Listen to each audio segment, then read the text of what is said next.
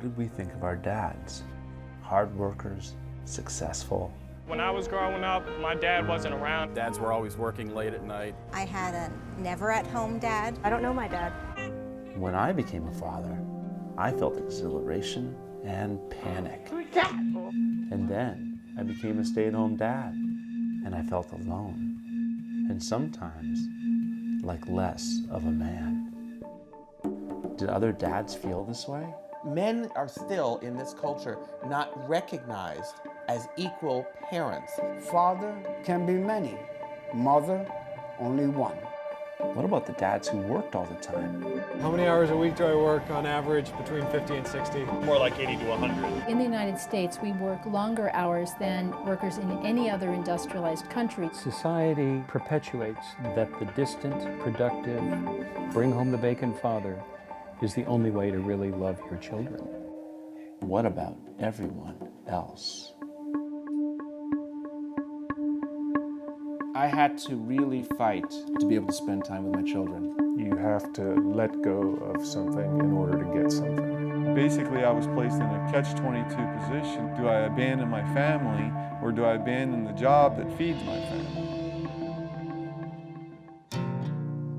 The value of taking care of your family is a viable, fulfilling, and rewarding experience, as opposed to just going to school, getting a job, and working till you die. I like to try to find a balance between what I enjoy doing, which is work, and what I love doing, which is being a dad.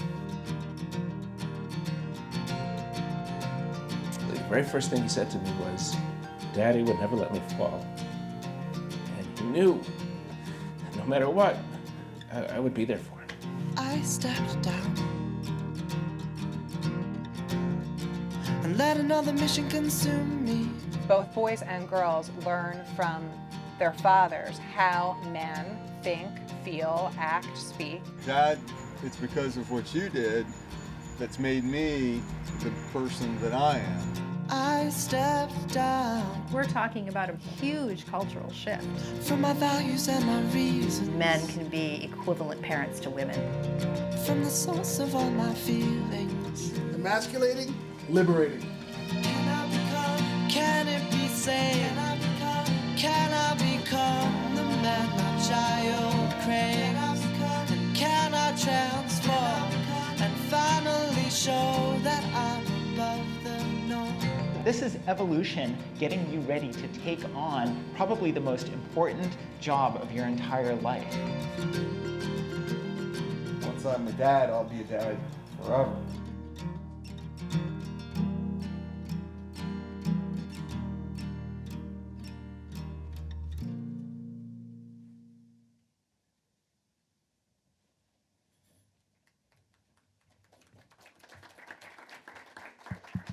Good morning.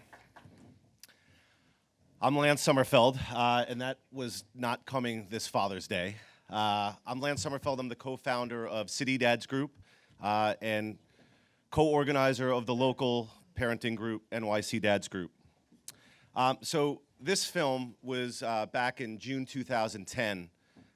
The director and producer, Dana Glazer, who's been a friend throughout the years, has always dreamt about screening this particular film at the 92nd Street Y.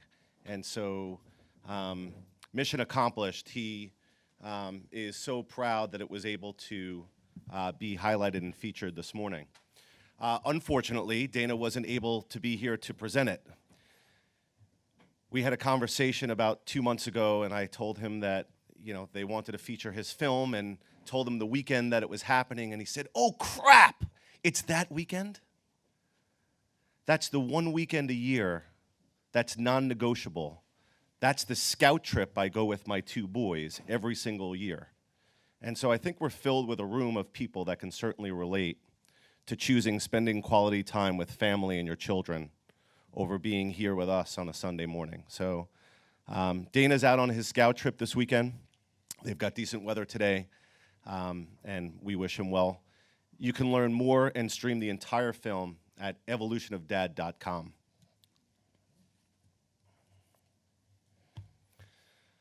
So let's shift gears for a second, or 2 minutes.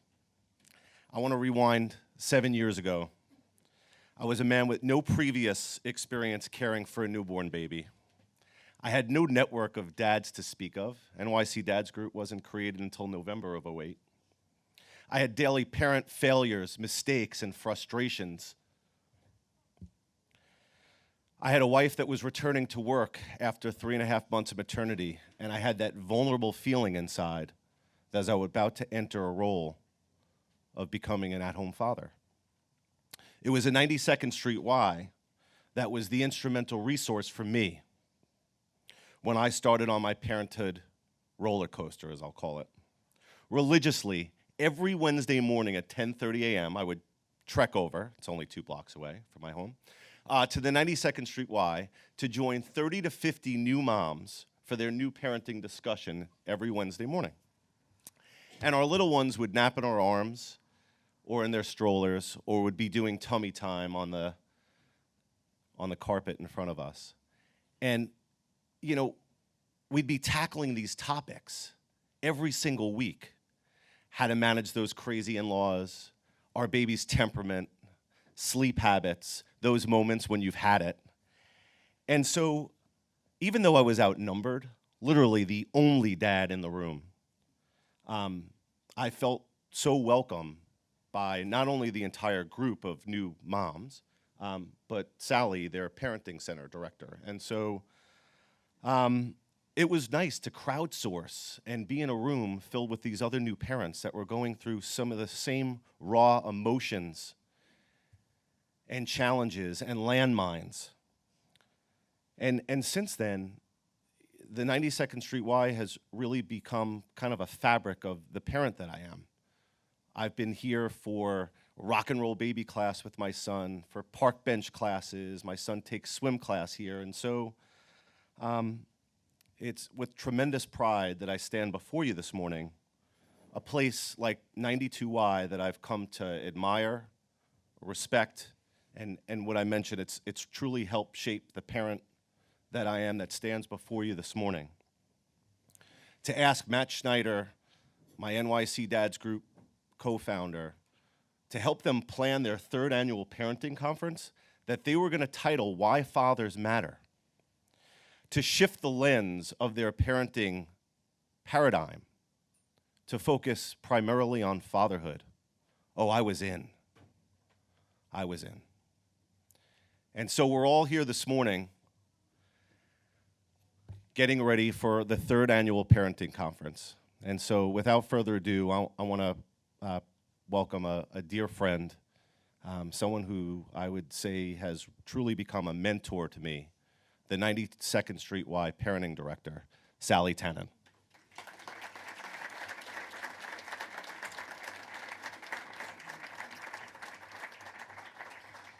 Good morning and welcome to the 3rd annual parenting conference at the 92nd Street Y.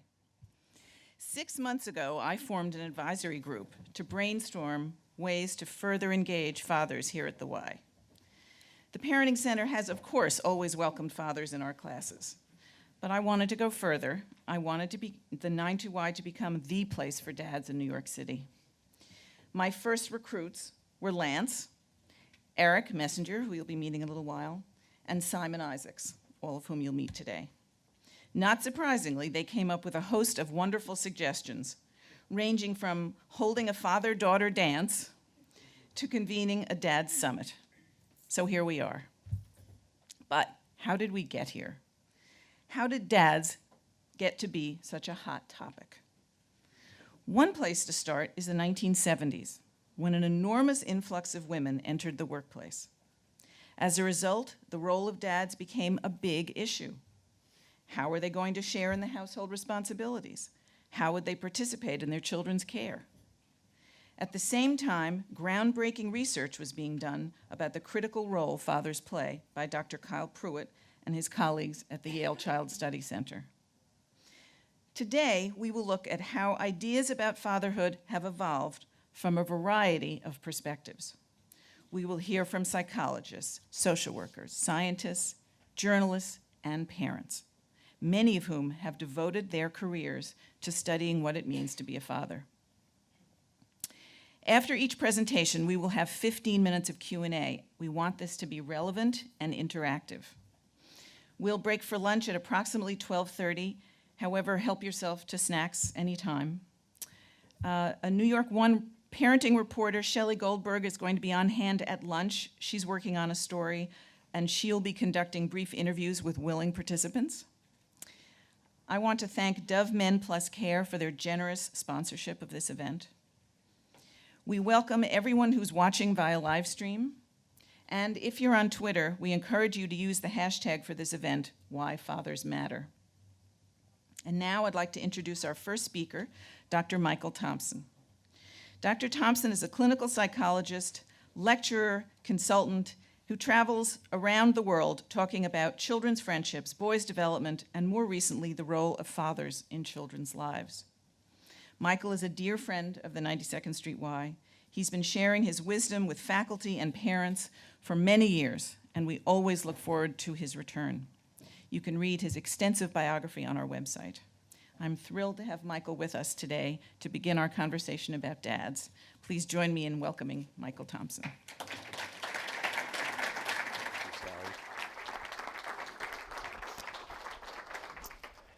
I am delighted to be back at the 92nd Street Y. I always appreciate your invitation, Sally. Thank you so much.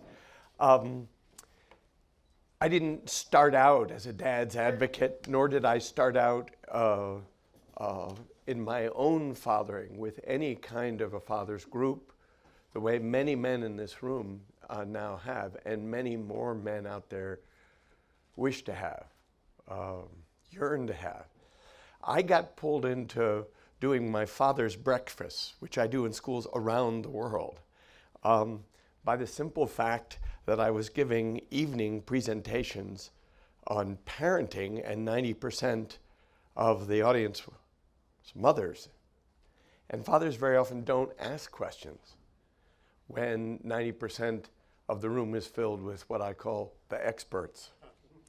And so I started doing father's breakfasts and father's evenings because my books on boys had constantly prompted questions in fathers about their sons and in fathers about whether they got what they needed from their own fathers in order to be a good father to their own sons. So I come at this as a boy expert, and I work up the generations to sometimes some terrifying role models of fathering with which a man is dealing. So I want to read you 3 quotations. Those of you in the audience have it on paper. Those of you who are on the internet, you'll just have to hear it. This is King George V of England, Queen Elizabeth's father, who said, "My father was frightened of his father. I was frightened of my father. And I'm damn well going to see to it that my children are frightened of me." That is a conception of fatherhood, and was for a long time. The father is the authority figure, the father who spanked when he got home, the father who sometimes was the only literate member of the family and the interpreter of scriptures, but the enforcement of a scary role. That cheerful French philosopher Jean-Paul Sartre wrote, "There is no good father, that's the rule. Don't lay the blame on men, but on the bond of paternity, which is rotten." The bond of paternity, which is rotten. Maybe this is a relationship fated to be conflicted and problematic. Well, Freud certainly wrote about that, but I prefer the American family therapist Augustus Napier. And he wrote, "As we try to change, we will discover within us a fierce struggle between our loyalty to that battle-scarred victim of his own childhood, our father, and the father we want to be. We must meet our childhood father at close range, get to know him, learn to forgive him, and somehow go beyond him." So that's the title of my talk today, Going Beyond Your Own Father. How many of you men in this room have had the conscious thought, I want to be emotionally closer to my children than I was to my own father? Yes, 90-some%. And the fathers who didn't raise their hand, well, lucky you. Your job is just to reproduce or build on something very positive. But most men feel that they're starting with a role model, well, who's flawed. Kyle Pruitt quoted a father in his book, Father Need. A father said, defined fathering as almost anything I wish my father had done with me but didn't. Well, that leaves you with a lot of holes. That's a hard place to start. So I have to start with my father. And the 92nd Street Y is quite evocative for me because I was raised in a brownstone at 127 East 94th. All of my fathering took place 2 blocks from here, both the good and the bad. My father was a brilliant man, an architect, an engineer, an artist, a workaholic.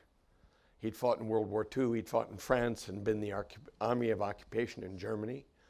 He came back with an unpredictable and scary temper, which I now understand is PTSD in some form or another. He was also unique among my friends as an incredibly playful father, the most playful father, and he could do magic tricks and entertained at birthday parties, and he was quite skilled in often the life of the party, but curious, full of energy. But he'd lost his own father when he was 10. And my father was such a good father for a little boy. And then after age 10, it's as if he lost the script. And it wasn't until I got into some therapy later, was talking about my father, that it occurred to me that he in fact had no script past the age of 10, a year in which both his closest brother and his father died. And being a bigger boy was always a mystery. To my having a bigger boy and being a bigger boy to this father, I always understood was baffling to him. He had no support and he had no model. And he wasn't a very good father for a teenage boy, actually, which condemned me to then be a psychologist for adolescent boys for the rest of my life, you know, working things out. So I have a mixed inheritance and conflicts with my dad until the day he died. It wasn't until my father died that I started writing books. I never felt capable of writing a book, and sadly, the moment he died, I suddenly felt capable of writing books. I don't want to pull you into my whole therapy, but I want to talk to men who struggle with their own dads and how to build the kind of fatherhood, especially an emotionally close and consistent and loving fatherhood, when you've got these pockets of conflict and these holes with your own dad. Sam Osherson, wonderful psychologist from Massachusetts, wrote a book called Fathers and Sons, and he said when men cry in psychotherapy, it's rarely about their mothers, whom they take for granted. We take mom's love for granted. It may be complicated, but it's always there. But he said when men cry in therapy, it's often about their yearnings for their fathers. And when I was training to be a psychologist on the south side of Chicago, I had many boys who were fatherless, because I was training in Michael Reese Hospital in which was a hospital to an African-American community, the largest black ghetto in the United States at the time. I remember I had an 11-year-old boy named Michael who was sent to me for behavior problems at school, and we had a successful therapy, Michael and I did. He was African-American, and his mother, before one of our appointments, said to me, Dr. Thompson, I should tell you that he's been telling the boys at school that you're black. And I don't know, I was young in my training and I didn't know what I was doing. I thought I had to bring this up, which I wish I hadn't, but we had to talk about this. I knew Michael's father, whose name was also Michael. I knew his father was in jail and they missed him a lot. So I said to Michael in the session, I understand you're telling the kids at school I'm black. And it was as if I'd slapped him. He just stopped. He was shocked. He didn't want me to know that he was doing that. But he was, of course, making me into the father he needed to be in telling his friends at school that he had a dad-like figure, happened to be named Michael. But what he did was very interesting. He taught me a lesson. So your patients teach you lessons you never forget. He got really close to my face. He came up so we were almost nose to nose, and he looked right in my eyes and he said, "You are black, aren't you?" And I understood him to be saying, "Dr. Thompson, you will be what I need you to be, and shut up about it," right? Just to accept it. I learned from him. I learned from women about the yearning for fathers. I learned from a young depressed woman, a woman in her late 20s actually, whose father died when she was in college, and her ambition had fallen away from her. She had her mother's love and support, but her ambition was always connected to her father. And she came into therapy with me, and even though I was only 7 years her senior and hardly in my mind a father figure, I clearly stepped into the shoes of the father she'd lost, and her ambition reignited. And she said, after some years, and she was working as an administrative assistant, didn't have a lot of money, she decided she wanted to be the doctor that she had always imagined herself to be and always seen in her father's eyes. And over the course of the therapy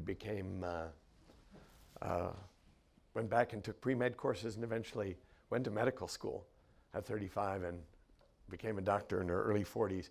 And for 20 years, she left town to go to medical school. For 20 years on her father's yurtzeit, she was a Jewish woman, I got a bouquet of flowers. You don't have to be a psychologist to know that I'd stepped in there and provided something for her which her father had provided and then she had lost and refound in me.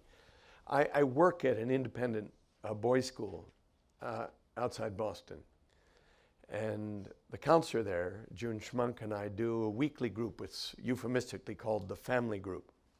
But it's all boys from families who've been divorced or their estrangements. Some of the boys never knew their fathers at all. So I sit with, it's mainly made up of 16, 17, and 18-year-old boys. And I sit for an hour with them every week. And they talk about the fathers they miss, the fathers that they struggle with. Some of their fathers are addicts. Some of their fathers are immature and irresponsible. Some of their fathers have been quite unfaithful to their mothers. And these boys are ferocious protectors of their mothers. And the conversation is often about, what have I learned from my father's irresponsibility and how do I turn that around in my own life? And it's a weekly conversation. And all of this propelled me to start offering father's breakfasts at the schools I visit. I visit about 50 schools a year. And I give parenting talks, but as I said there, parenting talks are attended largely by mothers. So I began to say to schools, I want to do a father's breakfast, or I want to do a father's evening. And the very first school I did was actually a private school in New York, and the head of school said, we don't expect many fathers. This is a startup event. Don't take it personally. If we get a real small audience, we'll be thrilled with 25 dads. And they kept apologizing in advance. And 90 dads walked through the door. And I was impressed and touched and realized I'd unwittingly tapped into this kind of hunger that men have talking with other men about their fathering. Because my father was undoubtedly lonely. I was undoubtedly a lonely young father. I'm not such a lonely grandfather. I want you to tell you, I have 2 granddaughters, 3 and 1, and grandfathers love to talk to each other. They're a little competitive, but hey. And I've listened to a lot of men talk about their fathering and realize that many, many men feel disqualified. They feel disqualified because their role as an earner, if they are the primary earner of money in the family, bringing home the bacon, and they're trying to advance a career, they feel that in some way pushes fathering to the side, or the demands of the workplace. And of course, we're in a country with no paternity leaves. I mean, don't get me started on what we don't do to make it possible for fathers to get attached to their babies. We have ample research to know how important that time is to getting fathers in the game. But I talk to many dads who feel that they're disqualified by virtue of what they have to do to make a career to support their family. I know that there are many fathers who feel disqualified by their work travel lives. And I empathize a lot with that, because when my children were young, I traveled 30 to 50 days a year, which threw a heavier parenting burden, of course, on my wife, Teresa, and also cut me out of the dailiness. I mean, the irony of my life is I was flying around the world telling people to spend more time with their children, but that's another thing for my therapist. But I was committed to my work as my father was, and I wanted to be good at it as my father was. And that was part of living up to my image of being a good man and a provider. And that competes, of course, in the minds of most men I talk to. How do I balance those things? How do I satisfy those 2 inner imperatives to live up to my father in the way he was? My father was very successful, and that loomed over me.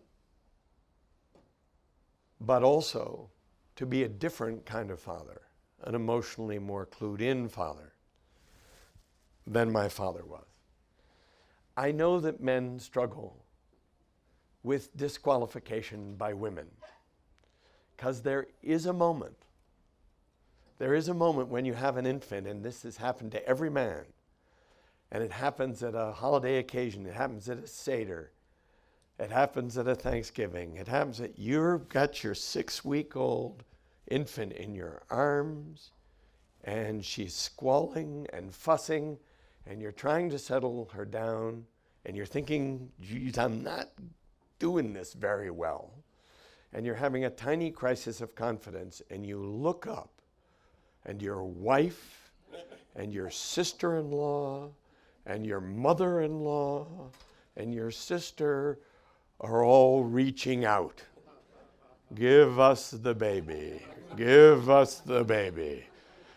And the problem is, if you do it, and they succeed in settling the child down just as you might have, of course, you've lost the opportunity for practice. And practice makes the parent. Parenting, nurturing, is practice. It is not a biological given. And we're going to hear some scientists on the panel this afternoon who will talk about this, but that is certainly my experience. The better you get, the more you do it, the better you get at it. And the most powerful times for me in the life of my son, Will, I didn't have these 2 occasions with my older daughter, Joanna, who's now close to 30. But my wife went away to 2 seminars, one a 5-day seminar and a 7-day seminar in the first year of Will's life. And even though my wife is also a psychologist, when she got there, the women were appalled that she'd left her child with her husband for a week, child under the age of 1. She ran into a lot of censure from other mothers. They were not kind. But meanwhile, I was dealing with an infant. And it is, of course, it makes you better. It makes you better in a hurry. It makes you doubt yourself, and it makes you scared, and you reach around for models, but it makes you better. And it also persuades you that you can be better.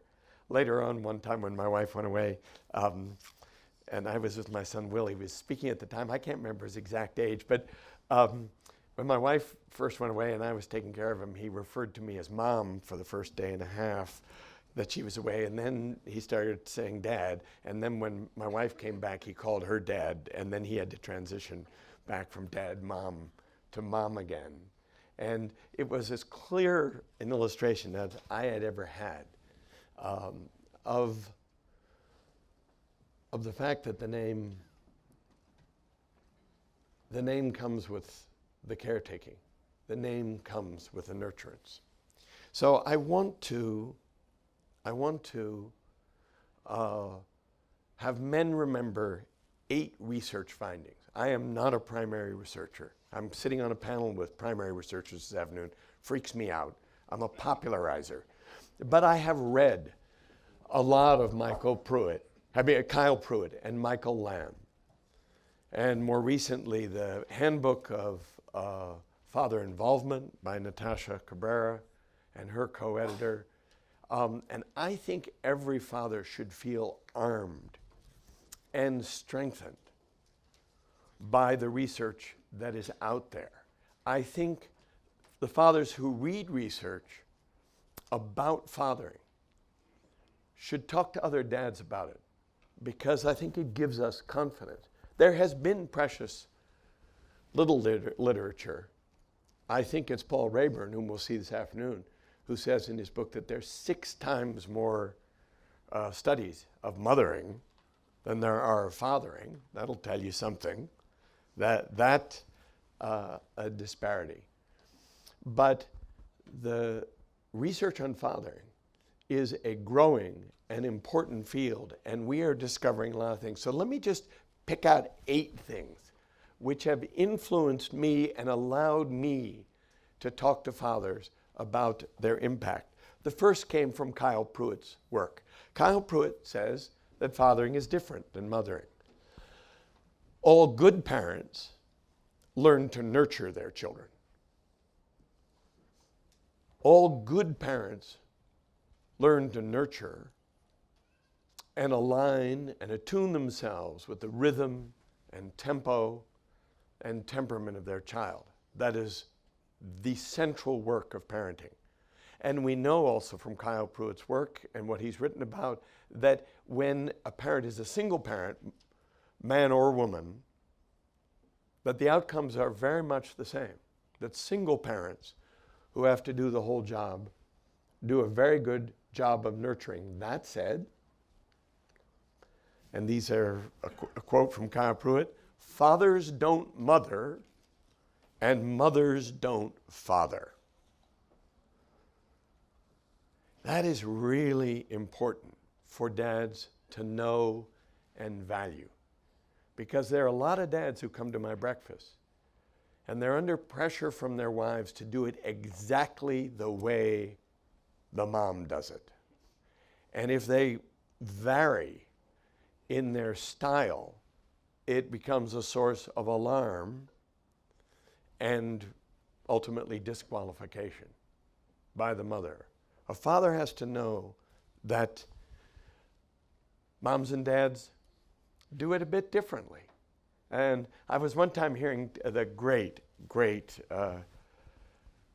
infant researcher, T. Barry Brazelton, describing an experiment that had taken place in his lab. The experiment was initially an experiment in attachment that they didn't expect to find a profound gender difference, but they separated babies from their mothers and also from their fathers, and had the baby sitting in an infant seat in a lab, all hooked up with heart response and galvanic skin response and respiration. They had a lot of markers on the baby. And a baby, of course, separated from any parent in a lab at the Children's Hospital is going to get anxious. And when mothers come in, they get right down in front of the baby and they get that sing-songy voice and they dig their hands in around the baby's hips and they say, "Sweetie, I'm your mommy," and the baby's heart rate goes down and the respiration slows, and their eyelids start to droop. The sight of your mother makes you sleepy. Fathers come in, they get down in front of the baby, and sometimes they take a finger and go, but in any case, the sight of the father makes the baby's heart rate go up, and their respiration increase, and their eyes widen. And then later they brought the dads in behind them, the babies, and the sound of the dad's voice. And babies can tell the difference between mother's and father's voice by 6 weeks. They can discriminate, but the father's voice sometimes more calming. But anyway, in this experiment, the sound of the father's voice, when they were filming the baby's face, the baby would get this expectant look that they called the pounce look. It's like, where's he coming? Where's he coming? And when I do my father's breakfast in schools, fathers say, my wife gets very upset that my children wait to wrestle with me, that my children wait to jump on me when I get home. How many of you dads wrestle with your children? Yes, keep on doing it. We have to teach moms who get upset by wrestling to go to another room. Because wrestling is a way of fathers demonstrating love and self-control and getting to know, helping their children to read a face. And they're modeling so much, but I get ahead of myself. There are findings we get, and I learned this from Paul Raeburn. Higher father involvement in overall care resulted in fewer nighttime awakenings by babies. Boy, I want to know what that's about. What's going on in the baby's mind that two involved parents means they sleep more securely? I don't know. We know also now that there's an extraordinary biological connection between fathers and their offsprings, even their grandchildren. And I hope Paul Raeburn will talk about this afternoon. I'm not well enough trained in that side of things.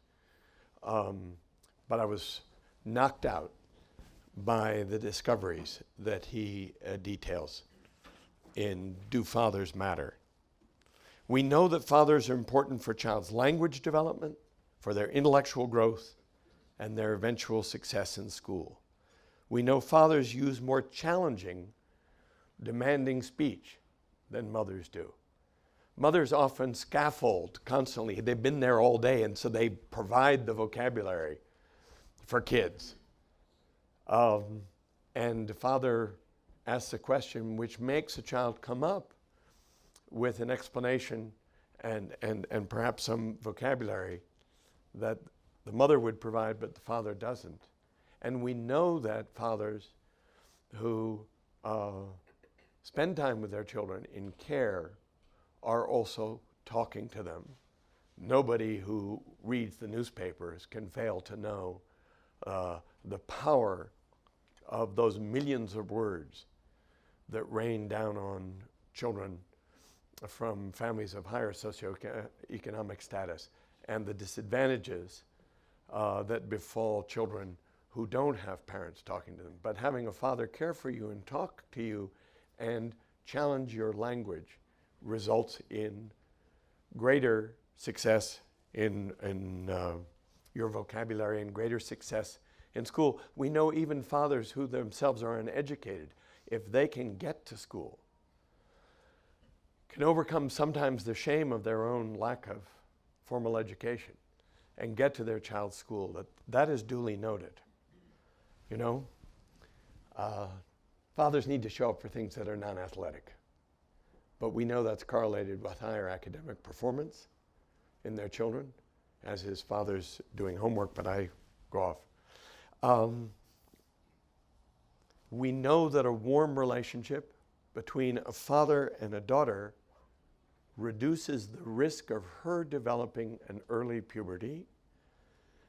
It reduces the risk of her initiating sex at a young age and reduces the risk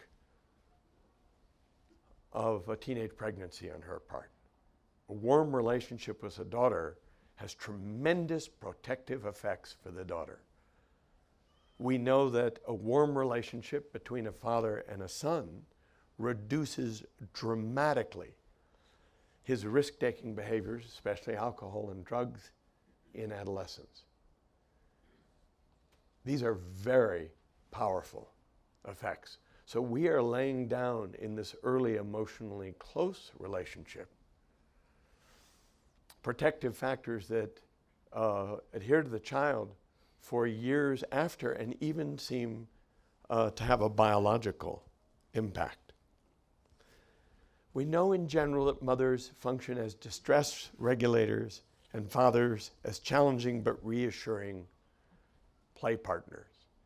Now, this is the most fun part of being a dad, being a play partner. And I know a lot of boys at my school, again, I remind you I'm at an all-boys school as a psychologist, who have enormous fun with their dads and great shared interests with athletics and things in the out of doors, but they don't always know how to go beyond play. And that takes more practice on the part of fathers. I've had fathers at my school who've gotten really profoundly distressed when a son doesn't want to play ice hockey anymore because they then lose their conversational topic and the car rides and all of the things that have connected them. But we know that children whose fathers were sensitive to their early play, that those children, when they grow up to be young men, have more secure representations, mental representations of their romantic partners. We saw this, Harry Harlow's work with monkeys showed that the roughhousing and playing of monkeys was actually a preparation for an adult sexual relationship. But we see some evidence of that in human beings as well. And then, and I think this is so obvious it's painful, but it bears saying, if a father has a good relationship with a mother, that predicts many benefits for the children.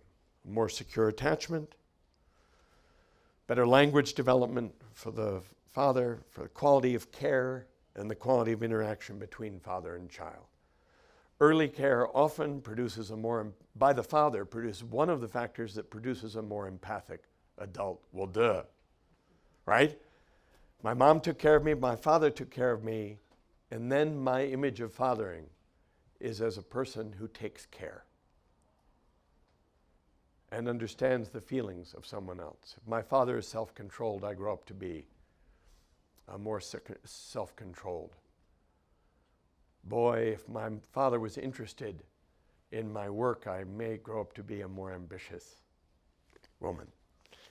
So what do we do with dads who feel disqualified? And I don't think I'm talking to dads in this room.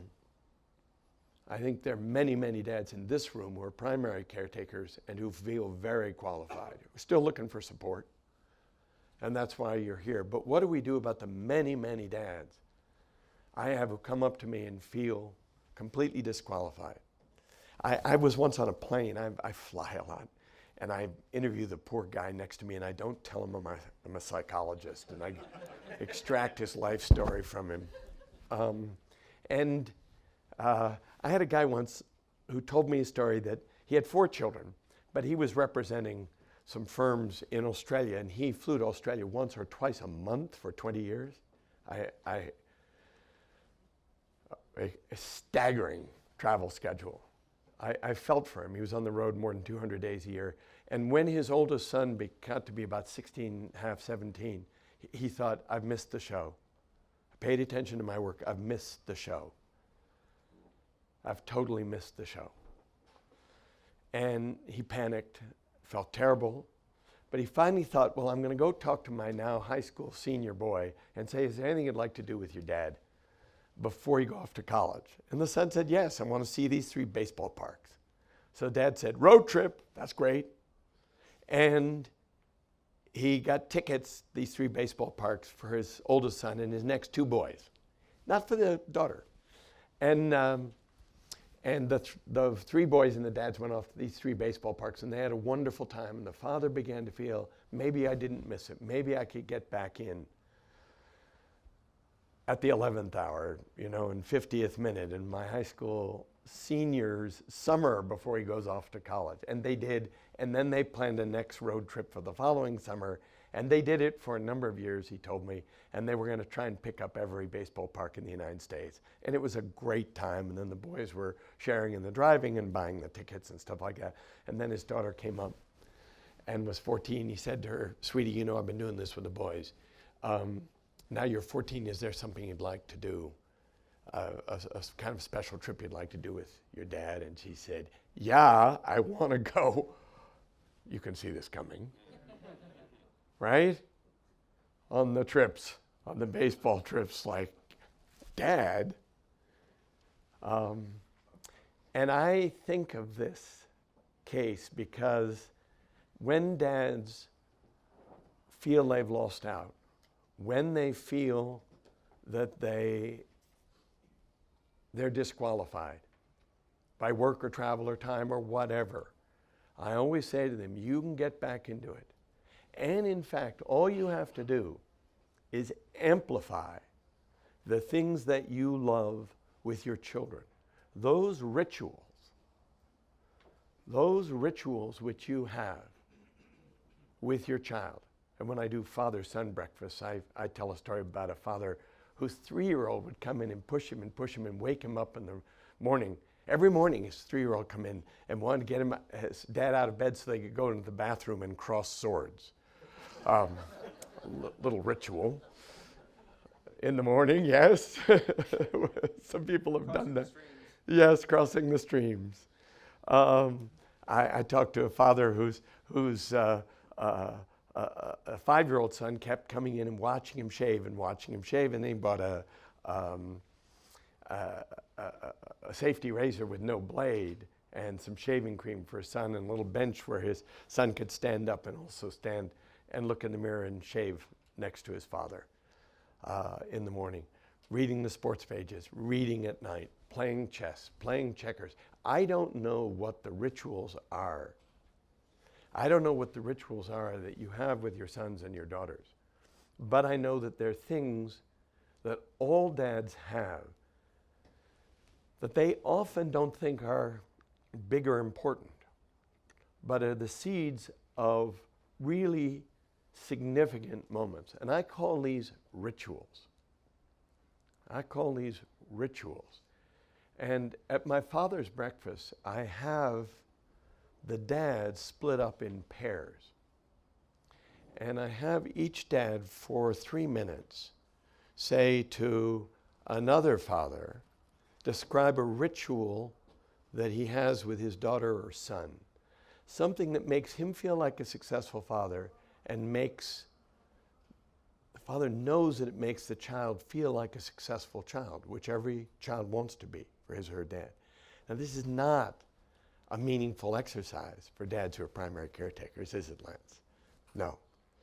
But often fathers are very touched to think that they do have a reliable anchor to their relationship, a place to go back to. So I've got to check with Sally on my time.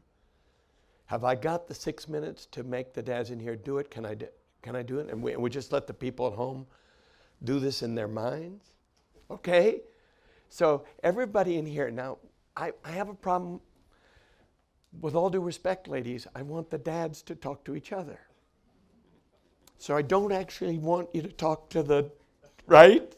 The husband you came with, is that all right?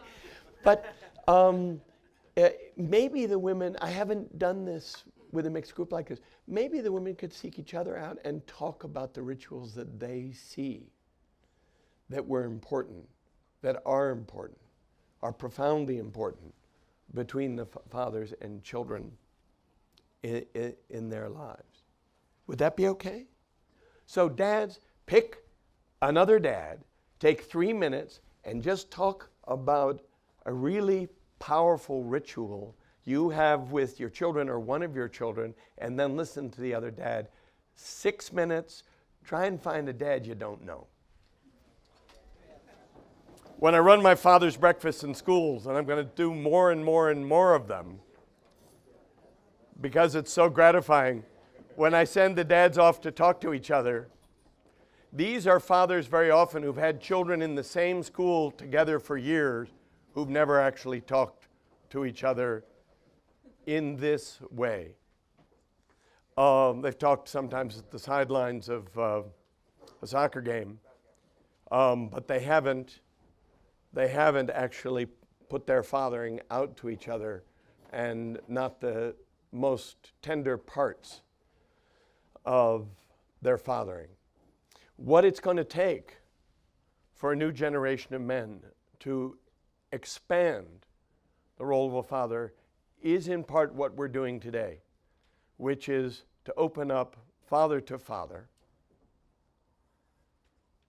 and talk about what scares us, what we're not that good at doing, the history we drag from our own fathers, but also the extraordinary, powerful, and growth-inducing experience we are having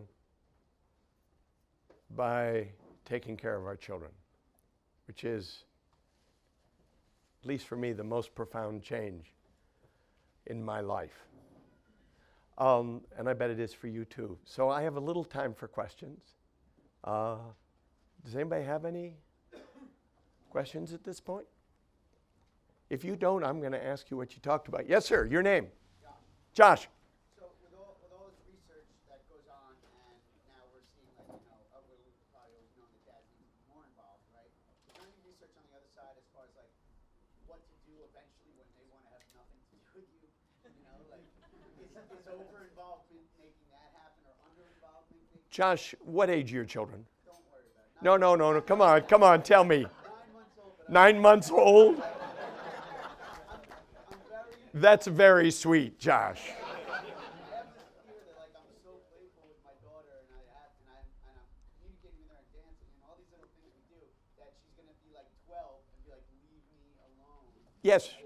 Yes, it's very, girls in their early puberty, early adolescence, often push their fathers away. They get their first period and think only a woman can understand what I'm going through, and I'm getting a woman's body, not something I can talk about to my dad, and maybe I'm even a little uncomfortable in hugging him in the way I was. And you're going to have to get used to being pushed back a little bit. But oh my, the son is going to push the mother back too, right? I never knew this woman. This woman never diapered me, right? I invented myself as a 13-year-old boy, right? Self-created, self-proclaimed. So adolescents are going to move everybody back. You shouldn't be thinking about this with a 9-month-old.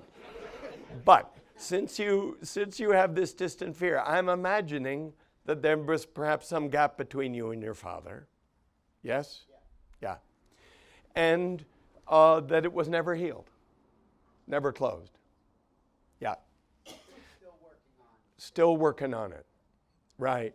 And so what you have to do is have the faith that the care and the many, many rituals that you build together with your children will give you many touch points. And even if you're pushed away, 12, 13, 14, 15, which I expect you will be because your child needs to make some space for herself. But she's going to back both her mother and you up in different ways. And she's also going to give you openings that she doesn't give her mother, and give her mother openings that she doesn't give to you. And you'll just have, but let me give you, I had a father once in New York who I asked the ritual question. He said, well, that his daughter, he had taken her to a diner. They had a special diner that they loved. And from middle school on, they went to a diner every Friday morning on the way to school. And he arranged his work schedule. So that was inviolate. He was always there to take her to the diner on Friday. But she got to be a junior and 16-year-old cranky about the amount of sleep, and she didn't want, she wanted to wake up and run to the school at the last moment, and she said, Dad, we don't have to do this breakfast thing. It's like corny, you know? It's a little girl thing. And he was very clever. He went to the father of his daughter's best friend and said, you want to do this with us? The two girls, the two dads, boom, he got an extension all the way through graduation from high school. You're going to have to sometimes morph these rituals. You're going to sometimes have to change it. You do have, your footwork has to change. But my friend George was a lawyer in the city, and he read, he has such a command of children's literature, and he read to both of his daughters every night, every night until they were 11 or 12, and they said, enough, Dad, pushed him out. But when his daughters, one of them went to Harvard and the other to University of Virginia, both brilliant academic girls, whenever they had a SAT or a big test or something, they would ask him to come back in their room and read to them, because the voice that allowed them to fall asleep was the voice of their father reading Philip Pullman, or the things he'd read to them when they were 8 and 9 and 10. That was the voice that they wanted to hear before a high-stakes exam at 17 and a half. Yes, your name? Jason. Jason. My son is 4 years old, and he's very, very verbal. Yes. He's one of the more verbal kids in his class. Yes. But his behavior is more immature. Yes.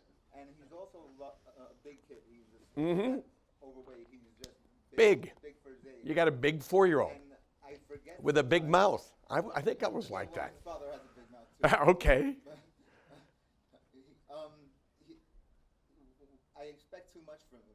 I expect more from him sometimes. Yes. Because I see him, and because he's verbal. Yes. He's bigger, and I expect him to be more mature. Yes. And it compounded with my Tourette syndrome. I get frustrated with him often. And Yes. And I'm just afraid that I'm going to alienate him. Because you feel you'll get too impatient too fast. Yes. So you're overreactive. Are you embarrassed? Very. You've sent this 4-year-old out into the world, and he is making waves, and you think that's washing back on you? You're not sending a self-controlled 4-year-old out into the world? I feel like sometimes maybe his behavior is my fault. Ah, his behavior's your fault. No, his behavior is because he's 4. It's not your fault, and it's not his fault. It's because self-control is the 4-year-old boy issue. And they get these little muscular bodies, and they think, hell, I'm just going to talk the world into submission. Sometimes I'm going to slam it into submission. I am going to run it into submission. After school, he tackles we sit in the lobby with his school, and his friends, and we all have snacks with the mothers. Snacks. Ah, and he tackles the other kids. Oh, and the other mothers look at you. He likes to hug. Oh, yeah. Okay. Some of the kids like it, and some of the kids And some of the kids don't. They run away, And there's some mothers who look at you, Jason, like you're raising a little barbarian. Actually, they don't. They're Good. Understanding. I am so glad. But this is not your fault. For me, it's just hard to see. All right. I try to tell him, listen, when we go into the lobby, don't tackle your friends. Okay. No kissing. Okay. And he doesn't do it. Yeah. I am going to guarantee you that he's not doing this at 6.5. So life is going to get better in the next 2.5 years, but not as fast as you want. And there are going to be moments of discomfort, and you're going to have to put your hand on his shoulders and help physically restrain him, and you're going to have to say to him, what's his name? Jake. Jake, did the other boy like that? Some of them like it. And Yeah, some don't. but he's going to have to learn to differentiate. He's going to have to learn to self-control, and he's going to have to learn to read social signals. But Jason, if I could tell you how many out of control, socially immature 4 to 5-year-old boys I've gotten to consult on in my career. I mean, that alone is a, you know, is a practice. Oh, well, there you are. And did you outgrow it? I have my issues. Don't we all? Thank you. Development is your friend. And if his teachers are not unduly alarmed, he will alarm them from time to time if he's on the less self-controlled end of the spectrum in the class. But if they're not unduly alarmed, development is his friend, and it will therefore be your friend. Yes, one more question. Yes, your name? Carrie.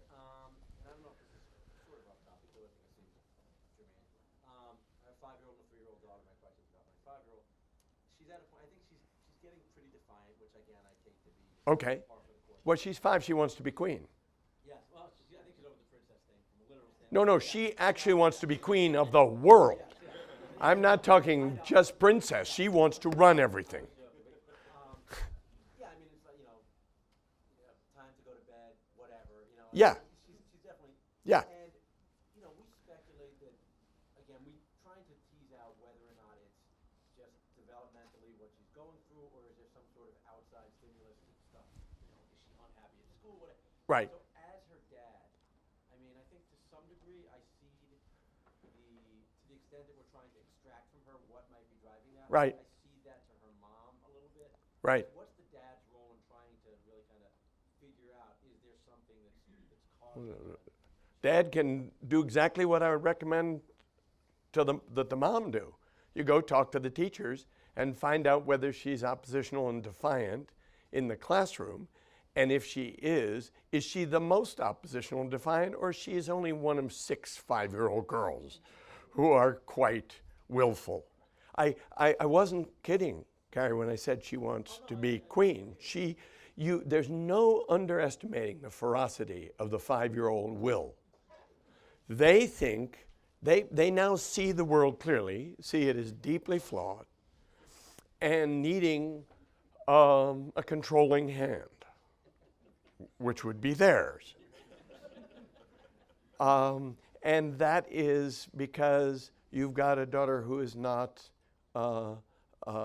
excessively obedient, who isn't afraid, or she's not so timid.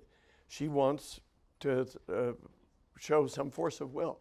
If the teacher says, no, this is normal 5-year-old girl, relax. But you can get that reassurance just as her mom can do. I don't think your wife has absolute special insight into the ferocity of 5-year-old girls. I've known many mothers who are frustrated. Both, but sometimes the 5-year-old boy will can seem scary because it's accompanied by curse words, right? And they think, where did he learn that? At home, but never mind. Boys try out verbal aggression, but girls try out willful behavior. And this is, to me, completely developmental unless and until the teachers say it's too far out there. It's disruptive. It's more than we're used to seeing. And then you have to pay attention to that. But my guess is when you ask the teachers, that's not the answer you'll get. You'll get, we've seen this many times before. It's 5. Thank you.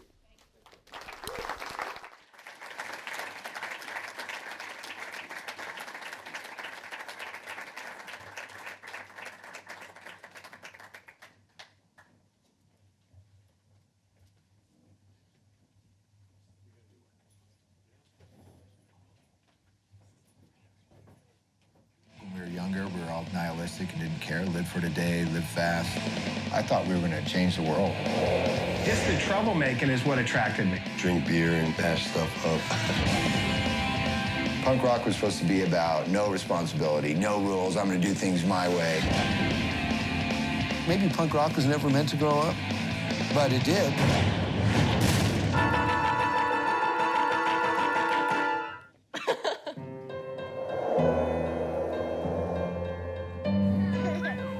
Having a baby changed everything. And you're... I get up a lot earlier now. I know you're tired. No, I can't take 20 Barbies. How about this one? This one's like cool, hearts and skulls. tough to be a punk rock hero and to be a good authority figure for your kids. Homework, bath, bed. How am I supposed to shelter the F word? The 2 dominatrixes on my arm? How do you explain that to a 4-year-old?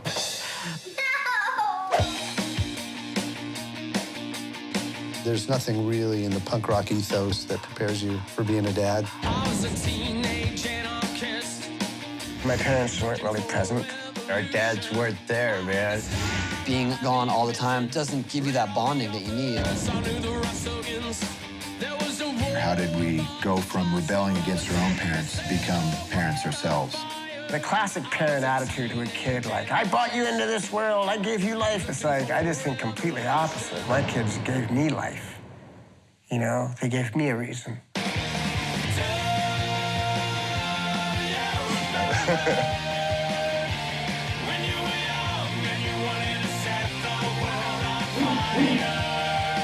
That's what I want to hold on to, is that feeling that we can make a change up there. And maybe the way we change the world is by raising better kids.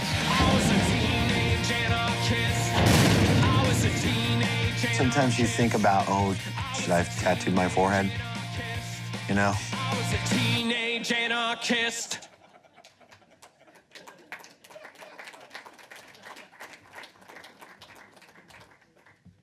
Good morning. My name is Matt Schneider. I'm a co-founder with Lance of NYC Dads Group and City Dads Group, and I've been an at-home dad for almost 10 years now. And I want to start by thanking the 92nd Street Y team for doing this. We've been planting these little seeds, these ideas in Sally's ear for a good 5-6 years now, and we now know she's been listening, so thank you for that. We met Dr. Thompson around that time also, about 6 years ago. He sat down with our group and we learned that dads, in fact, do want to talk about this stuff. We do want to talk about being better fathers. We do want to talk about our kids and raising our kids and how can we best do that. And it's really been a driving force of what we've been trying to do with our groups. Another very important conversation that we know dads are having is about work and juggling work with the dads that they want to be at home.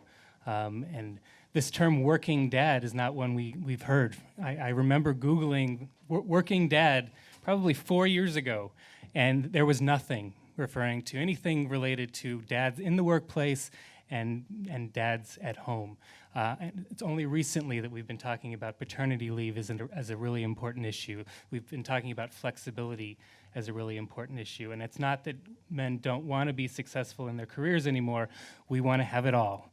And we're finally ready to join the mothers that have been talking about this for the last 30 years. So very excited for the next conversation. 2 guys that I've gotten to know pretty well over the last couple of years. First, Stu Friedman, a professor at Wharton. I didn't have the pleasure of having Stu as a student at Wharton, but I've heard his name for quite a long time. He actually is a trailblazer in this area. He started the Work-Life Integration Project at Wharton, not a place known for touchy-feely conversations about how to be a good dad, but he started that group at Wharton in 1987 and continues to run it today. And he'll be joined by Simon Isaacs, who is a serial entrepreneur and is bringing all of his skills to the world of dads. He's not a father yet, but about to be. And the one thing that we hear most often in the boot camps and classes that we run for dads every weekend is how do you juggle being the dad you want to be and being the entrepreneur you want to be or the employee that you want to be. So we have an about-to-be dad talking to an expert. So please welcome Simon and Stu.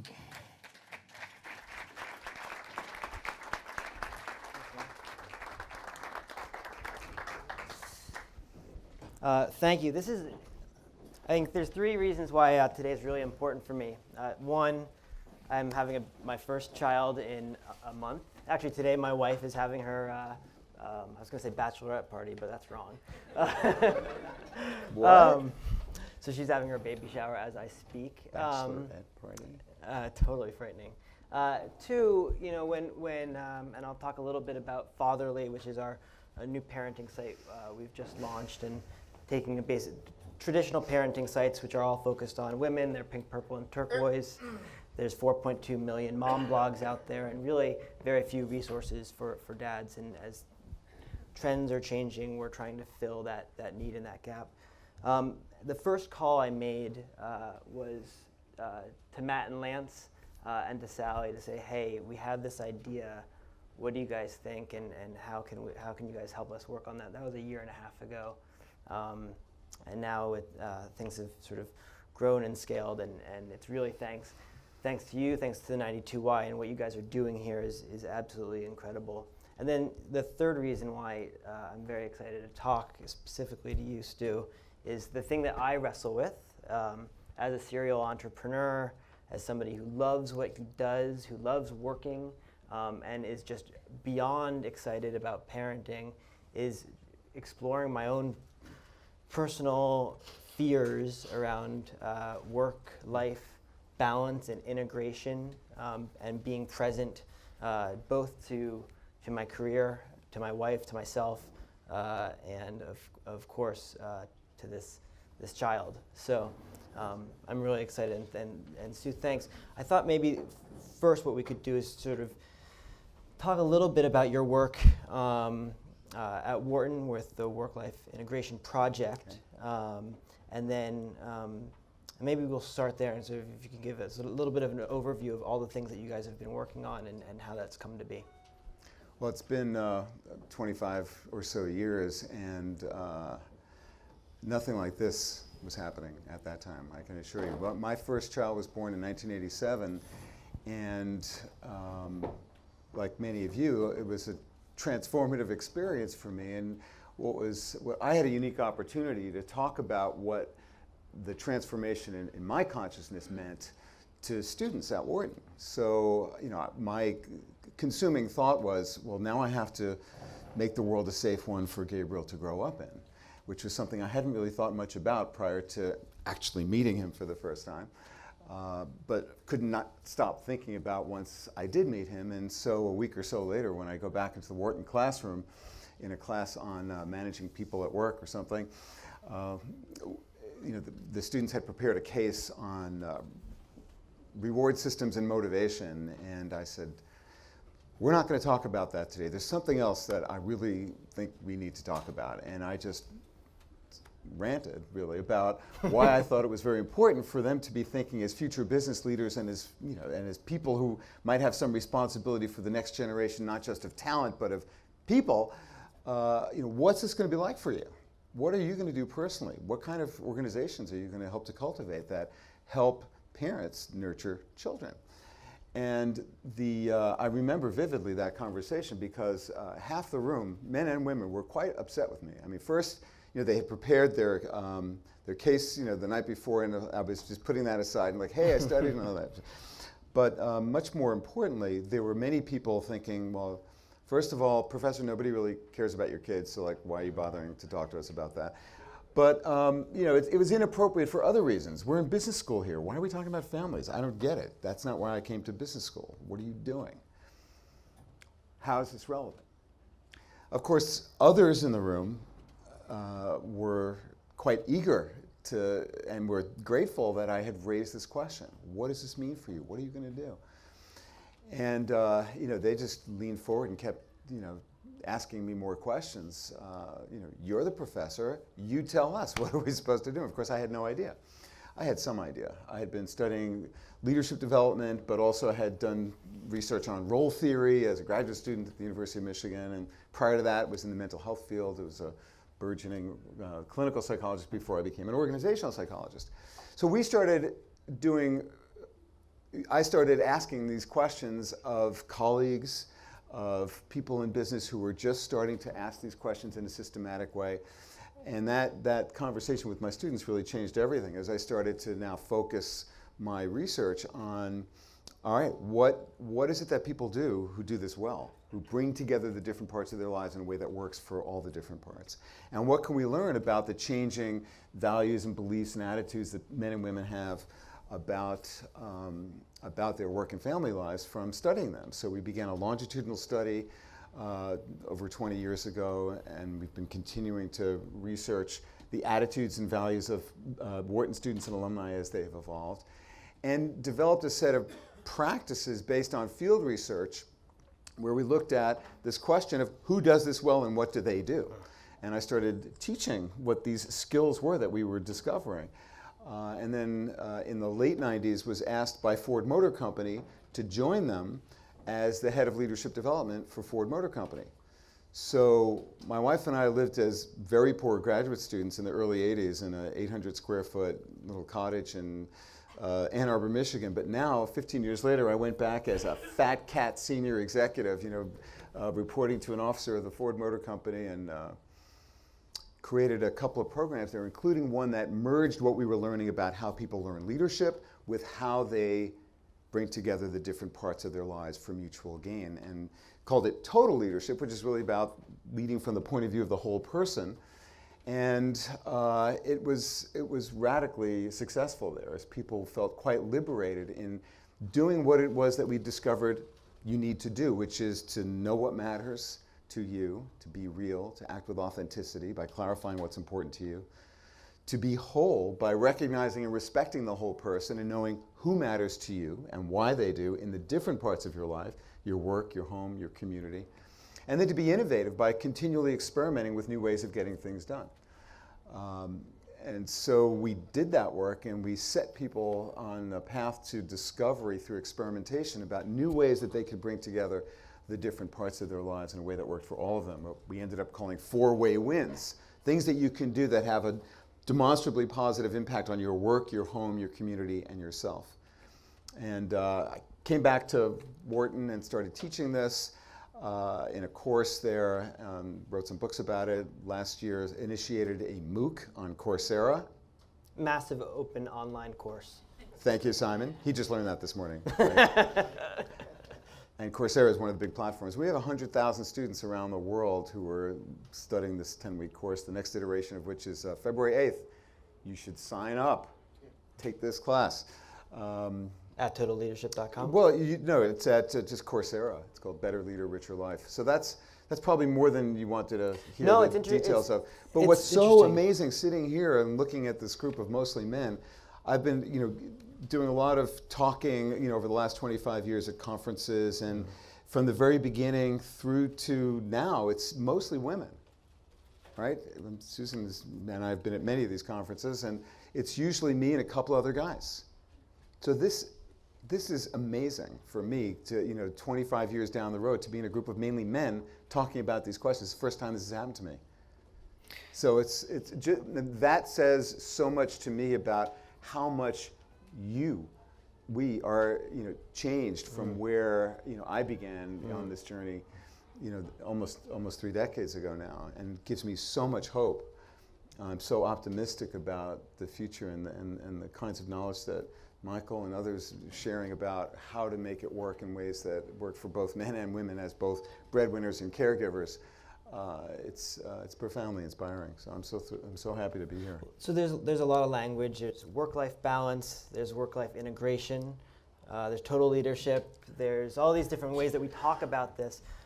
Do those things matter? What's the difference? Is balance did you choose integration because balance is not a real thing? Balance is a bad idea. Balance is a bad word. Balance is stupid because it's impossible. You just can't. I don't know anybody who has work-life balance. Do you? So the idea of having the scales in balance. The problem, of course, when you think in terms of the scales in balance, is that your work is going well and you're getting more power, more responsibility, more authority in the world, more respect. And then, what's wrong with this picture? This is the balance picture. What's wrong with this picture? Your life is, something's wrong. So when you think in terms of balance, you naturally think in terms of trade-offs. You naturally think in terms of what you have to give up in order to get something in the other part of your life, which of course, sacrifice is necessary. Of course, you can't have it all at the same time. That too is impossible. But over the course of a life, one certainly can have a lot. And that's, I think, what we're all here to try to discover. So the problem with the work-life balance metaphor is that it forces you to think in terms of what you have to give up to get something in the other parts of your life. And what I have seen in now almost 3 decades of research and practice and teaching around the world, and these issues play out in very much the same ways in Asia and in South America and in Europe, different cultural contexts, but a lot of the dynamics are the same.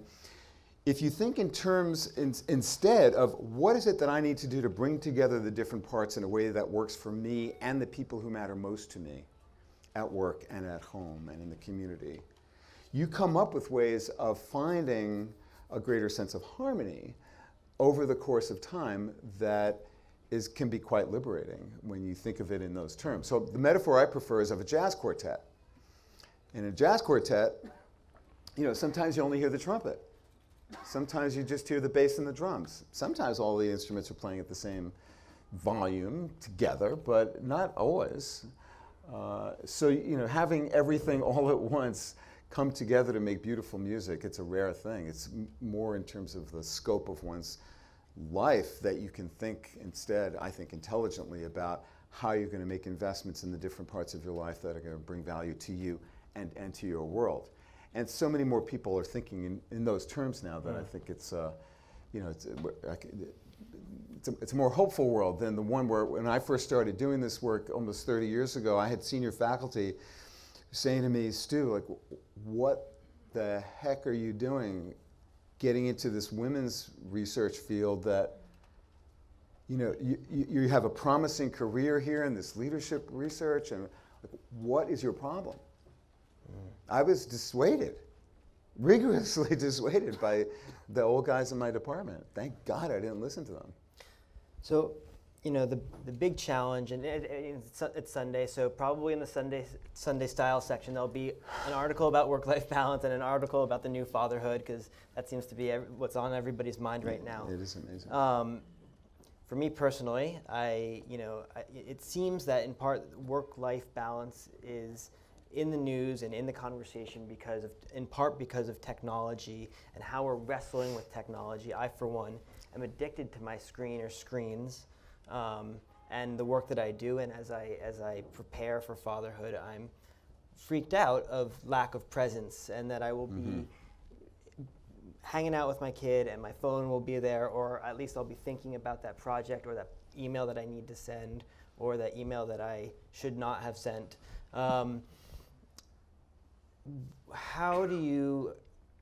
What has the research shown, or how have you guys explored technology in our life and the sort of the double-edged sword? Because at the same time, I can be home and there's the new drop cam technology that I can see what's going on in the baby's crib, from my home office or from our office. So it seems like technology has a great opportunity for integration as well.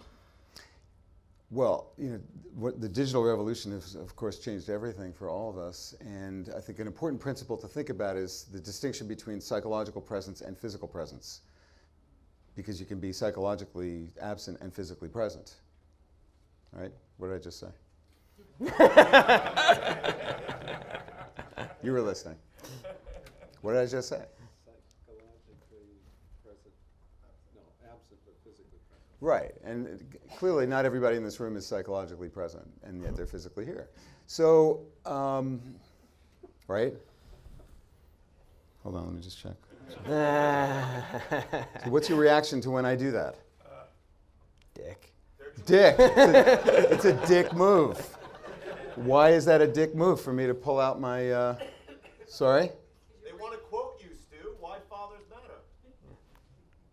Oh, so I should be interacting with the broader community instead of you people here in this room. Is that what you're saying? No. I don't need to hear you. I'm just gonna. You can just.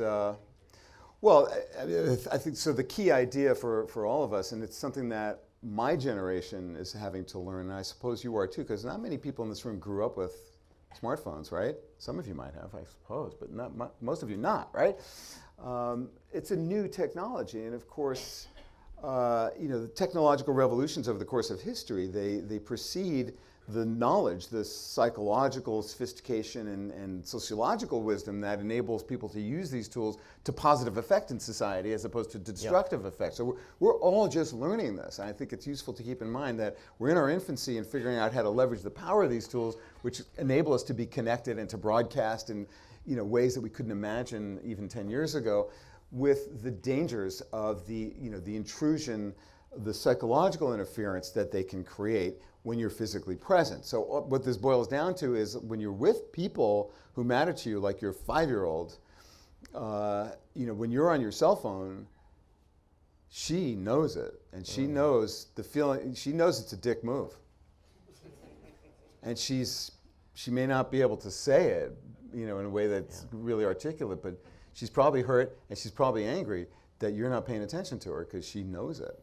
So I think that's the big one. And that's the one that I have so many regrets about, as I think about when my daughter was 5, she's 21 now, she's my youngest. There were times when she'd be with me and she'd want my attention and I'd be doing something that ultimately wasn't all that important, like reading some paper or something. And I just wish that I had spent more of those occasions especially when she was coming to me, because now, of course, to get her attention is a very, very difficult thing, that I had responded and that I had just put that, whatever it was I was doing, this is, pre-cell phones, but still the same idea.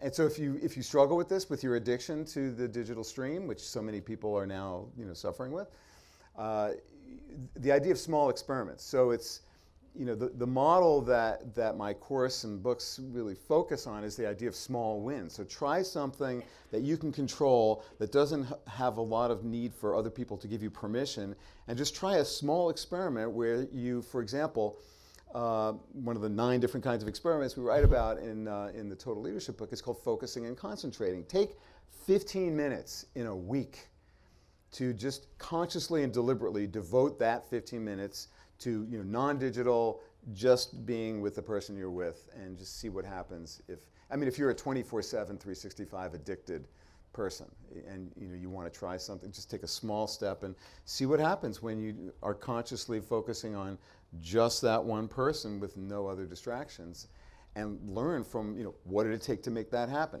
How did she benefit? How did I benefit? How does that affect my work? Where I'm less distracted now because I'm taking care of a person who matters to me in the other parts of my life, so I don't have to worry about that when I'm trying to do some other work task. Does that answer the question? Totally. It's a lot more than. And it just made me think of if you want to fight fire with fire, there is actually an app, I kid you not, made by UNICEF. That by who? UNICEF, because right. they are there for all children, I guess.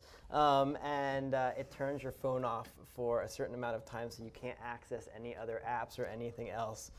If you really need that support. Yeah, a lot of companies. This is in Germany. There's an experiment, for example, with a number of companies where they're like taking your smartphone access away on the weekends.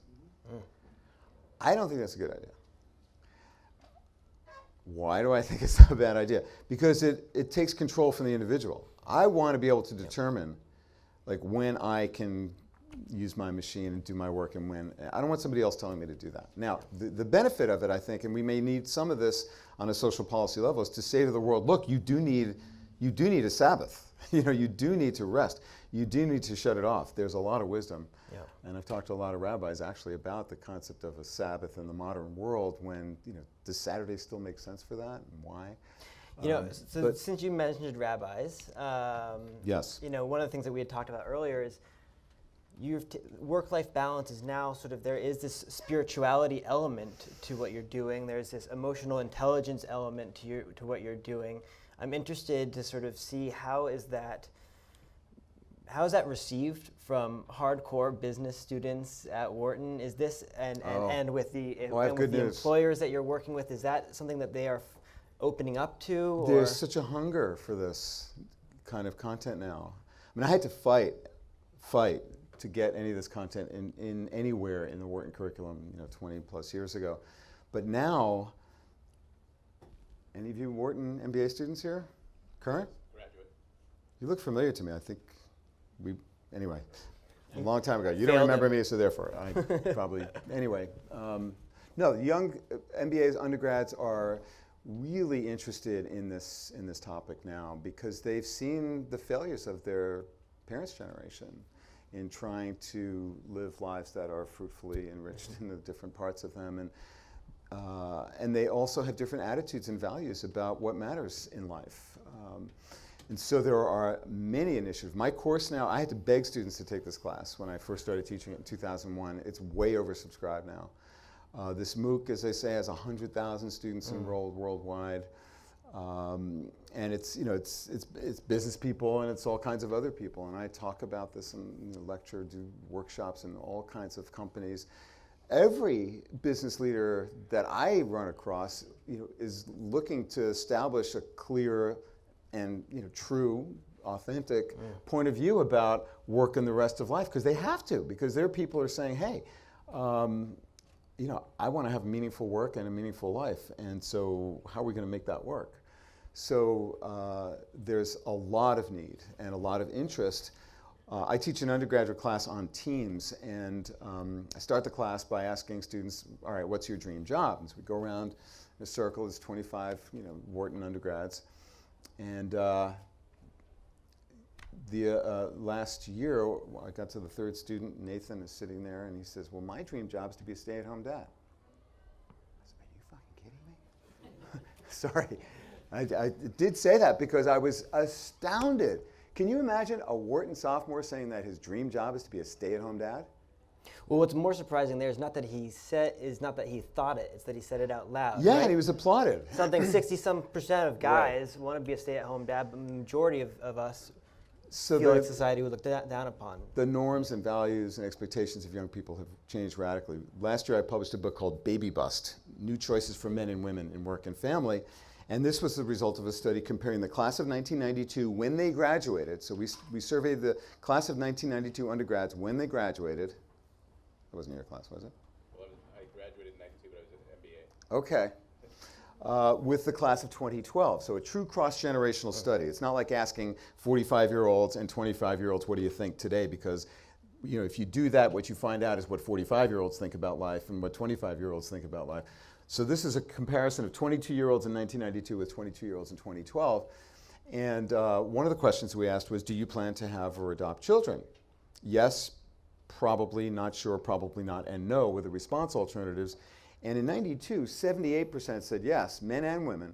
And in 2012, only 42% said yes, men and women. So the book explores what happened and why, and it's different for men and for women. But for men, it has much to do with, I don't see how I can afford this. So if you worked during college or if you had loans, you were much less likely to plan to have kids of your own as a man because you felt still the financial obligation. So that was going to deter your interest. People still want to have children, like the desire is still there. That's gone down only a smidgen. Is being a parent part of a rich and meaningful life? Yes. I mean, 86% both years. But the planning for actually having them is much lower now because people are expecting to have spouses who are full-time employed. They have no support for childcare, so how the heck am I going to do this? I could go on about that, but well, let me just pause right there then. So you talked earlier about sort of students wanting to receive this, and all of us sort of want to make this part of our ethos, want to crack this nut of work and life and community and self.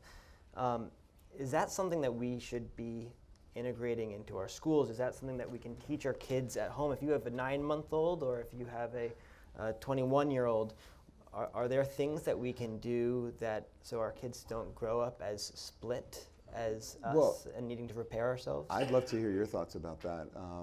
And maybe we can talk about this now or soon in the Q&A. One of the really important findings that we've been doing research on what happens when people look at what matters most to them, which is the first part of the work that I ask people to do in my classes. Write your vision of the kind of leader you want to become, or 15 years from now, what are you doing? What's the day in the life look like? What's the impact that you're having? Talk about the 3 or 4 critical episodes in your life history and how those shaped your values and beliefs. What do you care about? So it starts with that. And getting people to talk about that, share that with colleagues is profoundly important, and most people don't do it hardly enough. And then who are the most important people in your life, and actually naming them and writing about why they matter to you, to your future. And what are your mutual expectations?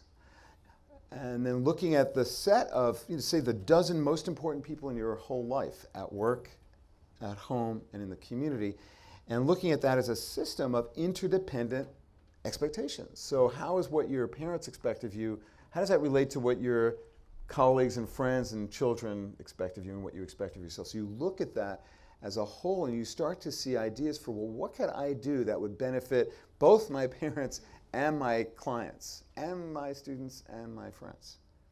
You start to think from the perspective of all the different parts of life, and then you design experiments over the course of a month or so. What could you try that would actually create value in the different parts of your life? And I have found that everyone on earth can do this. And it's a very powerful thing to try it, to be the scientist in the laboratory of your life, because what you see then over the course of a month is what works, what doesn't, and what other ideas you have for innovation that enables you to truly be the leader in the different parts of your life. And this is something that high school kids can certainly learn. So I have some students who are working with high school kids, teaching them this basic model, and they eat it up. Because everybody wants to be clearer about what matters most to them and to be asked about that, to be honored for that. It's useful to start to think about, well, who matters most to me in the different parts of my life, and what choices am I going to make about how to integrate the different parts in a way that works for all of them. How we bring this down to the level of elementary schools and before is something that you folks probably know a lot more about than I do, and I'd love to hear more about this kind of education, which really is about the spiritual life. Sure. What does it mean to have a meaningful life is the question that this ultimately boils down to. And even in the introduction, Matt, you said that this is not something we typically talk about at the Wharton School of Finance. It's true, but we are now. We are now, and we're not the only school that's doing it. And businesses around the world are doing this because it brings value to the bottom line. What we find in our research is that when you ask people to focus on what matters to them, to figure out who matters to them, to then make changes in where they invest their attention so that they're better aligned with what they actually care about, they spend a little less of their attention on work, more on the other parts of their lives, their families, their communities, and their private selves, their mind, body, and spirit, and they not only feel better in all the different domains, but they actually perform better in all the different domains, the work, home, community, and self, according to the ratings of people around them, even at work. So I'll end with this, just to underscore it. They're focusing less attention on work, and they're performing better at work. Sure. Now, why is that? It's paradoxical, and my economist friends look at me like, huh? That doesn't fit our model. Less attention to work brings greater performance at work. How could that be? You're shaking your head, so you must have some idea about why that would be. I would guess that I feel like I'm most productive and in general in all domains when I have balance and I'm not, I guess you could burn out if you work too hard. Yeah, so you bring more energy. Is it a matter of confidence? I mean, if you feel better in your home life and your relationship with your friends and everybody in the outside world, then you have more confidence. And more confident. So is it a matter of confidence? Absolutely. You feel better about yourself, and that spills over. The term of art and psychological science is positive spillover from one domain to another. So yeah, your enhanced sense of confidence spills over, and that affects your performance at work. Other reasons? Do you want to just repeat the question for everybody again?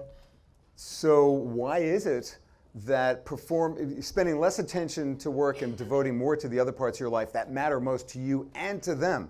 Because you've discovered that by talking with them. Not only do you look at who matters most and think about the mutual expectations you have with them, but you also, forgot to mention this, prepare for and undertake conversations with each one of them, which many students abhor. And clients and companies think, oh gosh, I've got to talk to now the 12 most important people in my life about our mutual expectations.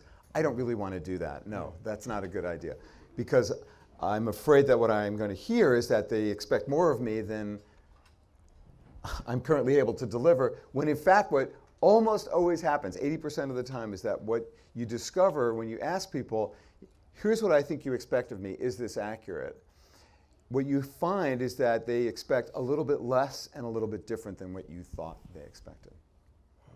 And yet most people go into those conversations thinking that what they're going to discover is that what other people want is more, so they're afraid to have the conversation because they're thinking, oh, more stress. They actually leave with less stress and they're smarter about what other people actually expect, which enables them to come up with experiments that are good for them and for you.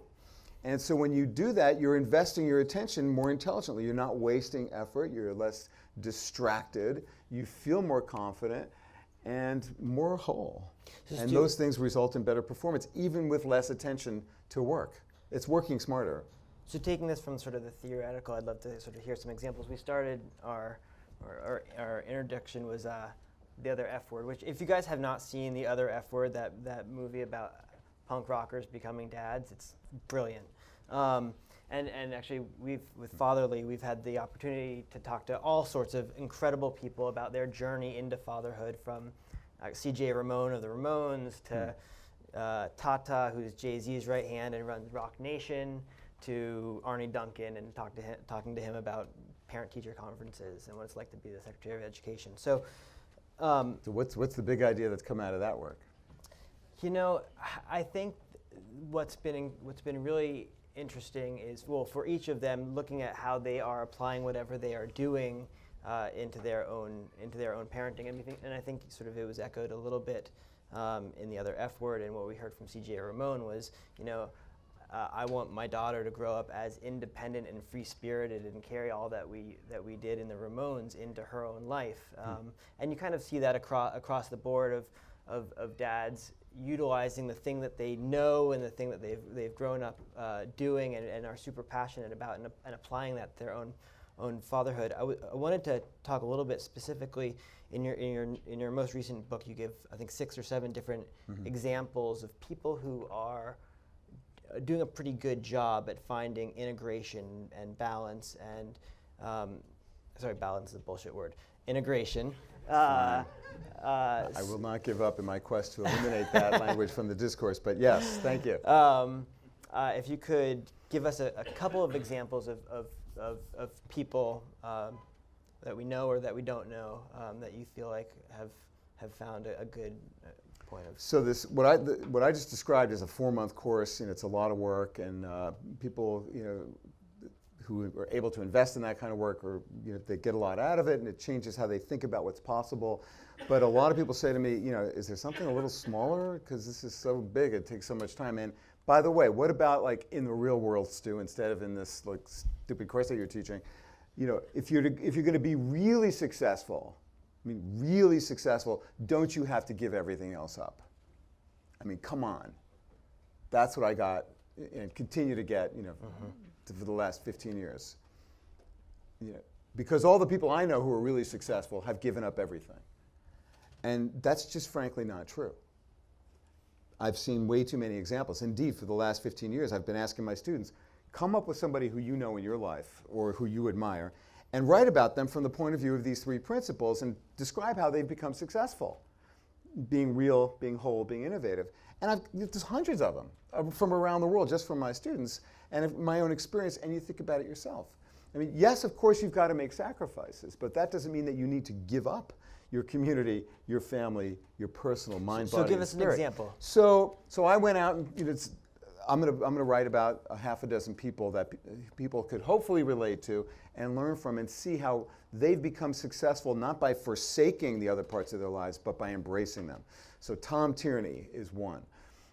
He was the CEO of Bain & Company, the big consulting firm, who in his mid-40s quit that to start Bridgespan, which some of you may know, as a kind of nonprofit version, serving the nonprofit, the social sector, and using a lot of the principles that he had learned about in running Bain.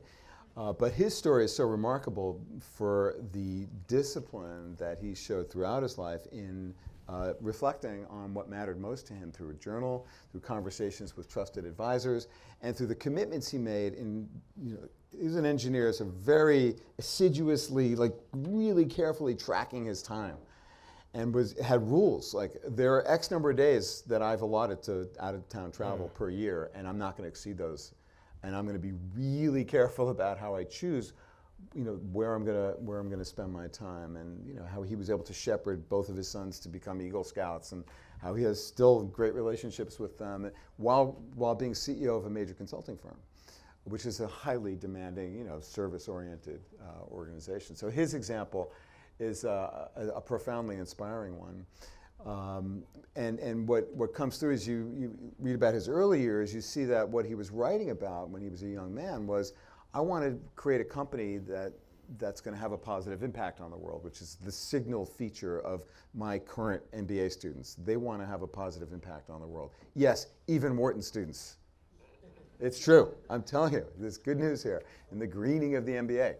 So Tom, early on, was writing about this Make a Difference company. And he started talking about that, getting ideas about it. And 15 years later, when he's CEO of Bain, and he announces to his partners, I'm leaving to start, with 3 other guys, to start a small, non-for-profit. They sat him down and said, Tom, did you just get bad news from the doctor? I mean, is everything okay? Like, what's your problem? Like, they thought that something was seriously wrong with him. But no, something was seriously right with him, and it was cultivated through years of reflection and thinking about what really matters to me and how am I going to figure out how to make that work. So that's one example. There are others, but it's awesome. Yeah, some you will know about. So Sheryl Sandberg's in there, and Michelle Obama's in there. Bruce Springsteen. Springsteen fans? Anyone? No. Right here. Okay. Bruce he's the real thing. So, and his story was just so much fun to write about. Eric Greitens, you probably don't know. He is a former humanitarian, Oxford-educated humanitarian who then became a Navy SEAL. And then when he finished his service in Iraq and Afghanistan, founded the Mission Continues, which helps people wounded veterans to heal by serving at home. And Julie Foudy is the other person, the soccer champion, who is in the book not just because of her efforts on the field, but because of how she has learned how to advocate for young girls through what she learned as both a mother as well as someone who faced discrimination as a woman playing soccer. So I went on, speaking of Eric, I went on your site and I took your quiz to find out sort of where I thought I was failing, and I realized I was maybe I was failing. I got a 65 out of 85, so that's maybe just above where I'd like to be. But I realized all of the things and all the character flaws at a very personal level that I want to work on, and I have 1 month to do it. So you're doomed, Simon. Give up. I know. All right. So for probably all of us in the room who struggle at some level, hopefully you guys are above a 65. What are some steps that we very practically can be taking? Yeah. So what Simon's referring to, there are these 18 skills that I write about. So the 3 principles, you can look at them in terms of specific behavioral skills, and at qualtrics.com/total leadership, if you just search for leading the life you want, or go to the Total Leadership website, it takes 3 minutes, and you'll get a score on how you think you're doing on these 18 skills, which I know from 20 years of research are the skills that one needs to be leading the life you want. It has to do with knowing what's important to you, clarifying expectations with people who matter to you, being able to experiment intelligently with new ways of getting things done. These are the essential skills. And so I use these 6 cases to illustrate how these skills were developed by these remarkably successful people who became successful not by getting rid of the other parts of their lives, but by fully embracing who they were in their families, their communities, and their spiritual and emotional development. And so, what have they done? Well, the back half of the book is exercises that I've culled from the best modern research on how to develop these skills. So There's all kinds of things you can do. I think one fun thing that everybody here can do would be to imagine what's one thing I could do right now that I haven't ever done before that would have a positive impact on my work and my home and my community and myself personally. You just take a minute to think about that, and then we could actually do that right now and then do something along the lines with Michael. Thank you so much for inviting me to talk with my discussion mate. That was so wonderful to do that. Why don't we do something like that again? All right, so here's the thing. You must have enjoyed that conversation, right? Let's do something like that. And women in the room, you can participate in this, okay? And you can talk to whoever you want. So here's the thing. Here's my challenge to you. See if we can do this. Think about something that you haven't done before that you believe would have a positive impact, not just on your work, but would also indirectly or directly have a positive effect on your family and your community, however you define family, however you define community. That could be your friends, neighbors, community organizations, anything beyond the circle of your work and your family. And yourself personally, your mind, body, and spirit. What could you do right now that you haven't done before that is really, really teeny tiny? Like maybe it's just taking 15 minutes to not do anything other than talk to your daughter when she comes to you. Or maybe it's shifting where and when you get things done. Maybe it's delegating something that you're currently doing that somebody else could benefit from doing. Maybe it's taking care of yourself. The most popular type of experiment is the rejuvenating and restoring type of experiment, and that is taking care of yourself through diet, exercise, reading. When we did this program with the National Football League, we have a program at Wharton with the NFL, a lot of the guys took as their experiments just to read. I'm not making that up. And how that was going to affect their performance on the field.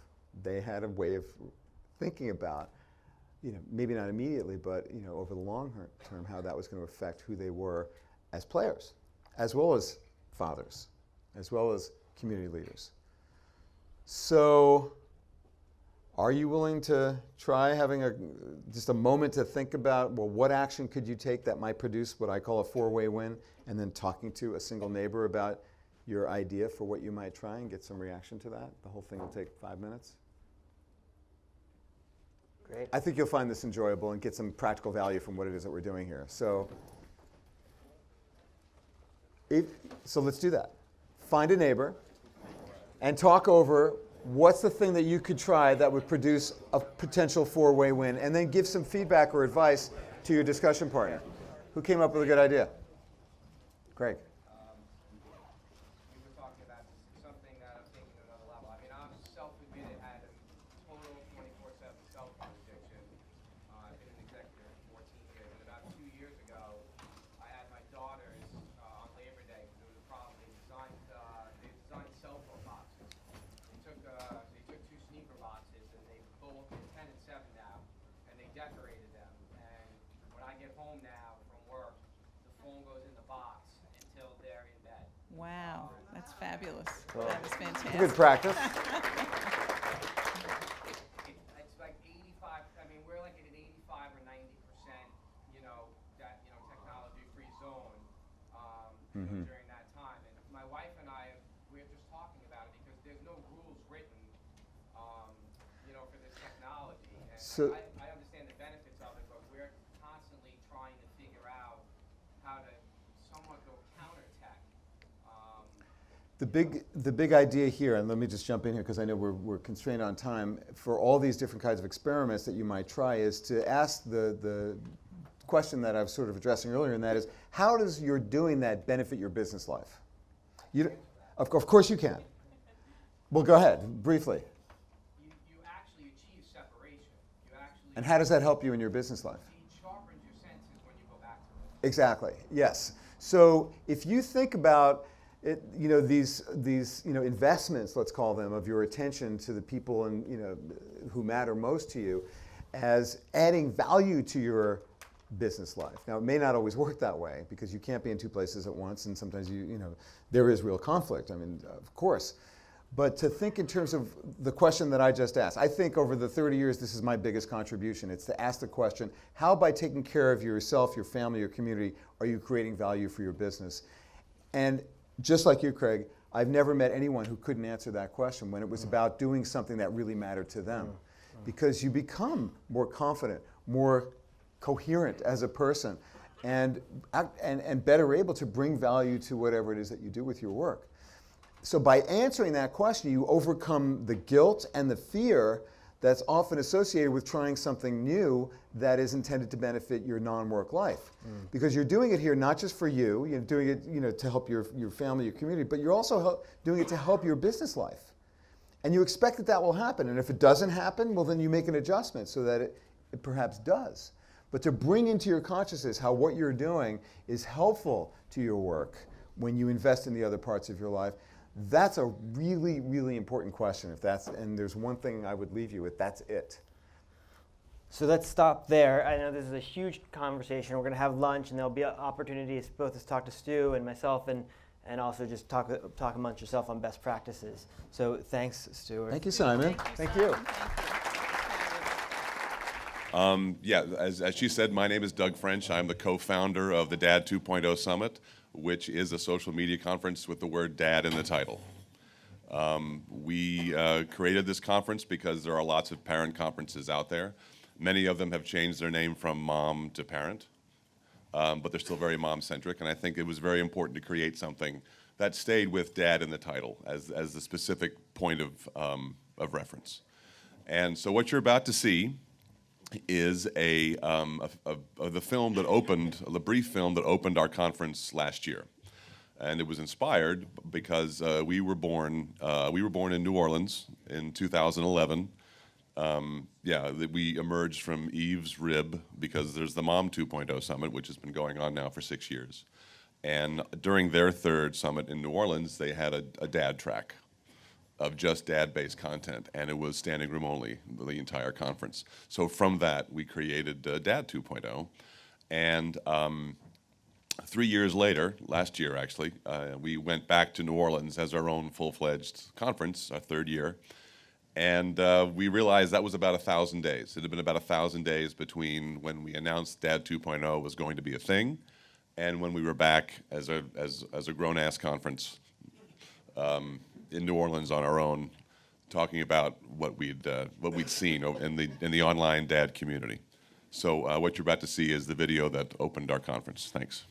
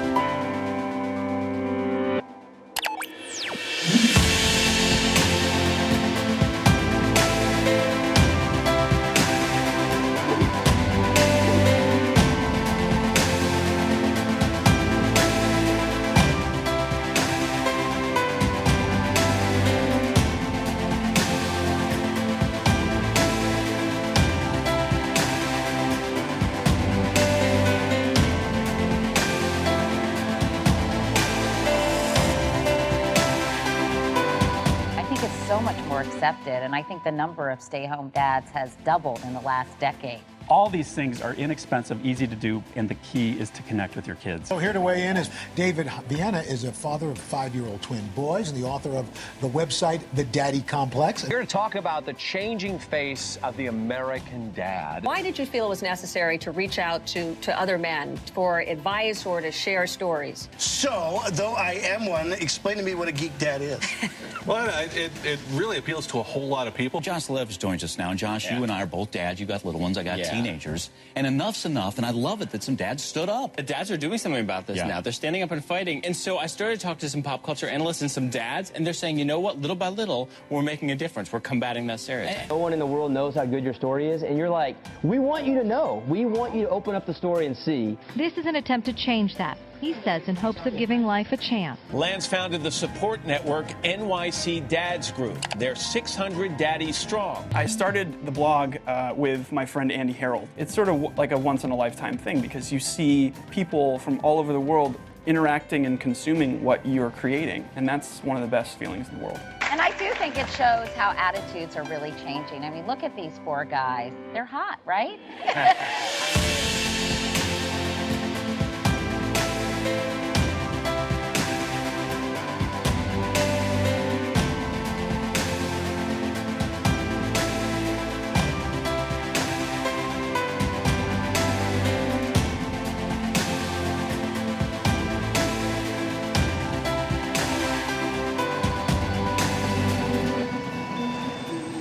Fine, okay? Everything kids touch during cold and flu season sticks with them. Make sure the germs they bring home don't stick around. Anna, you almost ready? Ready! Step 1, stay in front of your man. Clean anything, even a family with triple the mess. Oh, that's bad. And since I'm the one who has to do the laundry, I do what any expert dad would do. I let her play sheriff.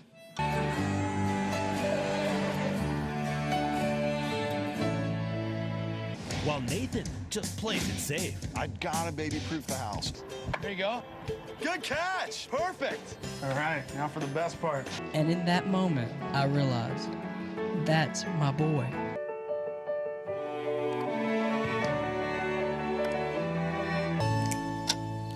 Happy Father's Day. We're gonna beat him and bust him. Beat him. The smallest moments can have the biggest impact on a child's life. Let's get a little bit rowdy. R-O-W-D-Y. Take time to be a dad One more today. time.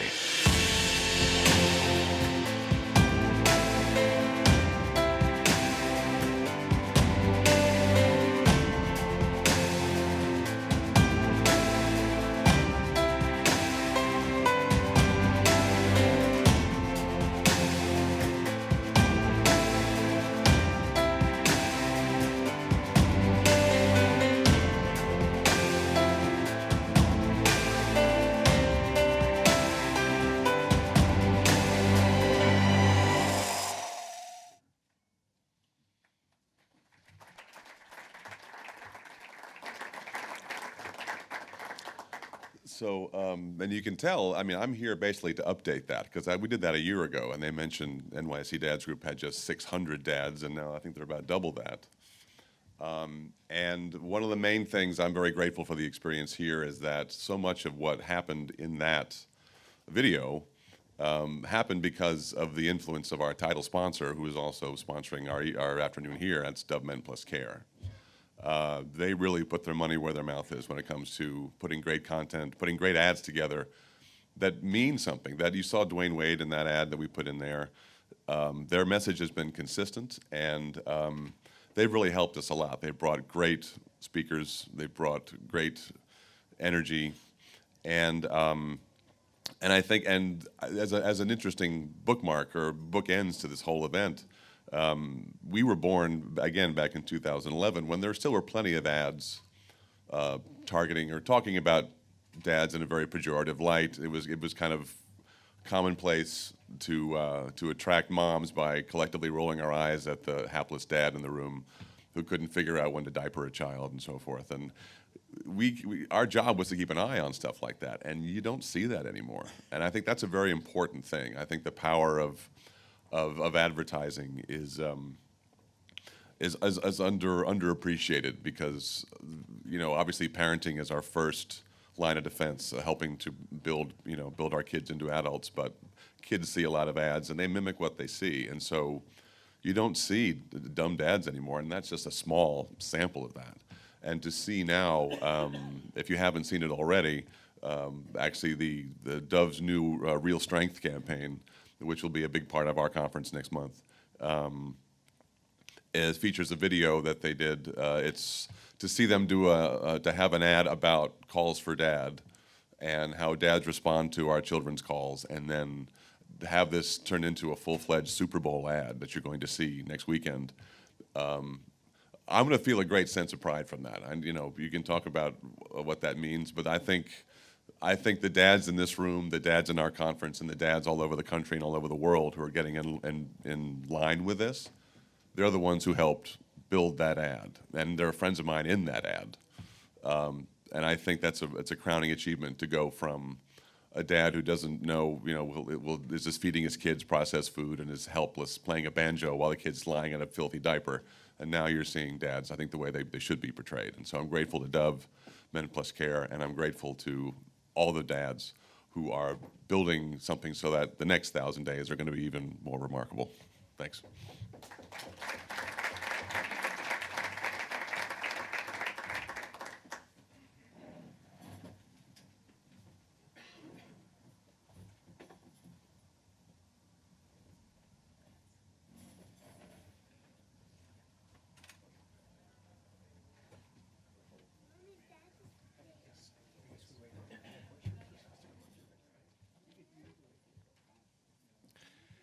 Good afternoon.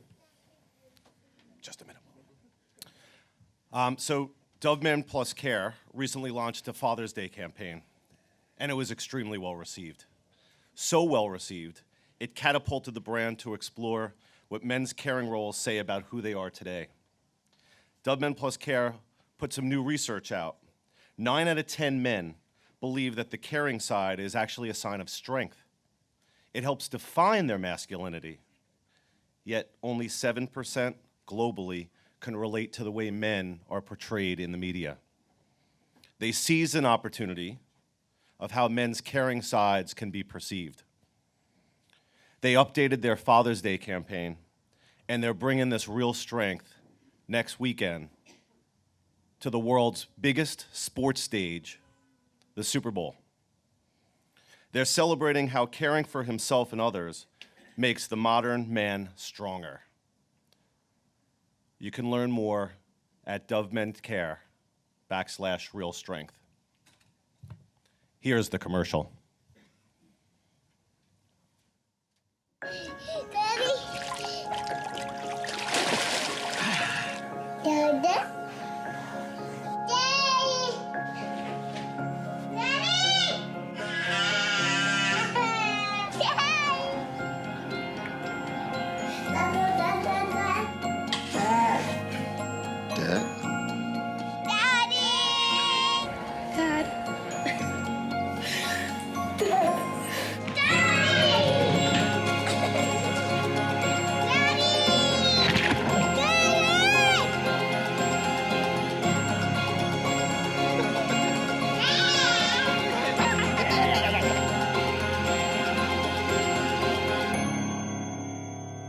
Dove Men Plus Care. Care makes a man stronger. Share how care makes you stronger with #RealStrength. Tugs at your heartstrings, doesn't it? Pretty cool that these aren't actors. These are my friends. These are dads that I know around the country to see them star in this film. Hat tip, Dove. Men Plus Care. Moving on with our program today, I want to introduce our next panel. Let's talk about the science behind some of the things that we've been talking about. The science of fatherhood, how research is changing the conversation. We're going to have a pretty cool panel. Michael Thompson, who we got to hear from earlier. Michael Kimmel, Distinguished Professor of Sociology and Gender Studies at Stony Brook University, where he's also the Executive Director of the Center for the Study of Men and Masculinities. James Curley, Assistant Professor of Psychology at Columbia, where he researches the genetics of parenthood and the role of paternal influences on offspring development. And they're joined by moderator and friend, Paul Raeburn, journalist and blogger, and the author of Do Fathers Matter? What Science is Telling Us About the Parent We Overlooked. Paul and team, the floor is yours. Thanks, Lance. Sorry, can I speak? Get water. Where you want us? Anywhere? I'm going to sit on the end, and you Where do you want? Wherever you like. Okay, cool.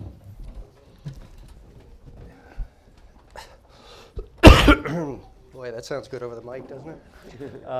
So I'm sorry I'm at about half speed, half energy today, because even though I had a flu shot, somehow I got one of the many strains that it apparently doesn't cover. So, so we're going to talk about here some of the things that that you don't see about fatherhood, and things that men contribute to their kids that they don't even know they're doing.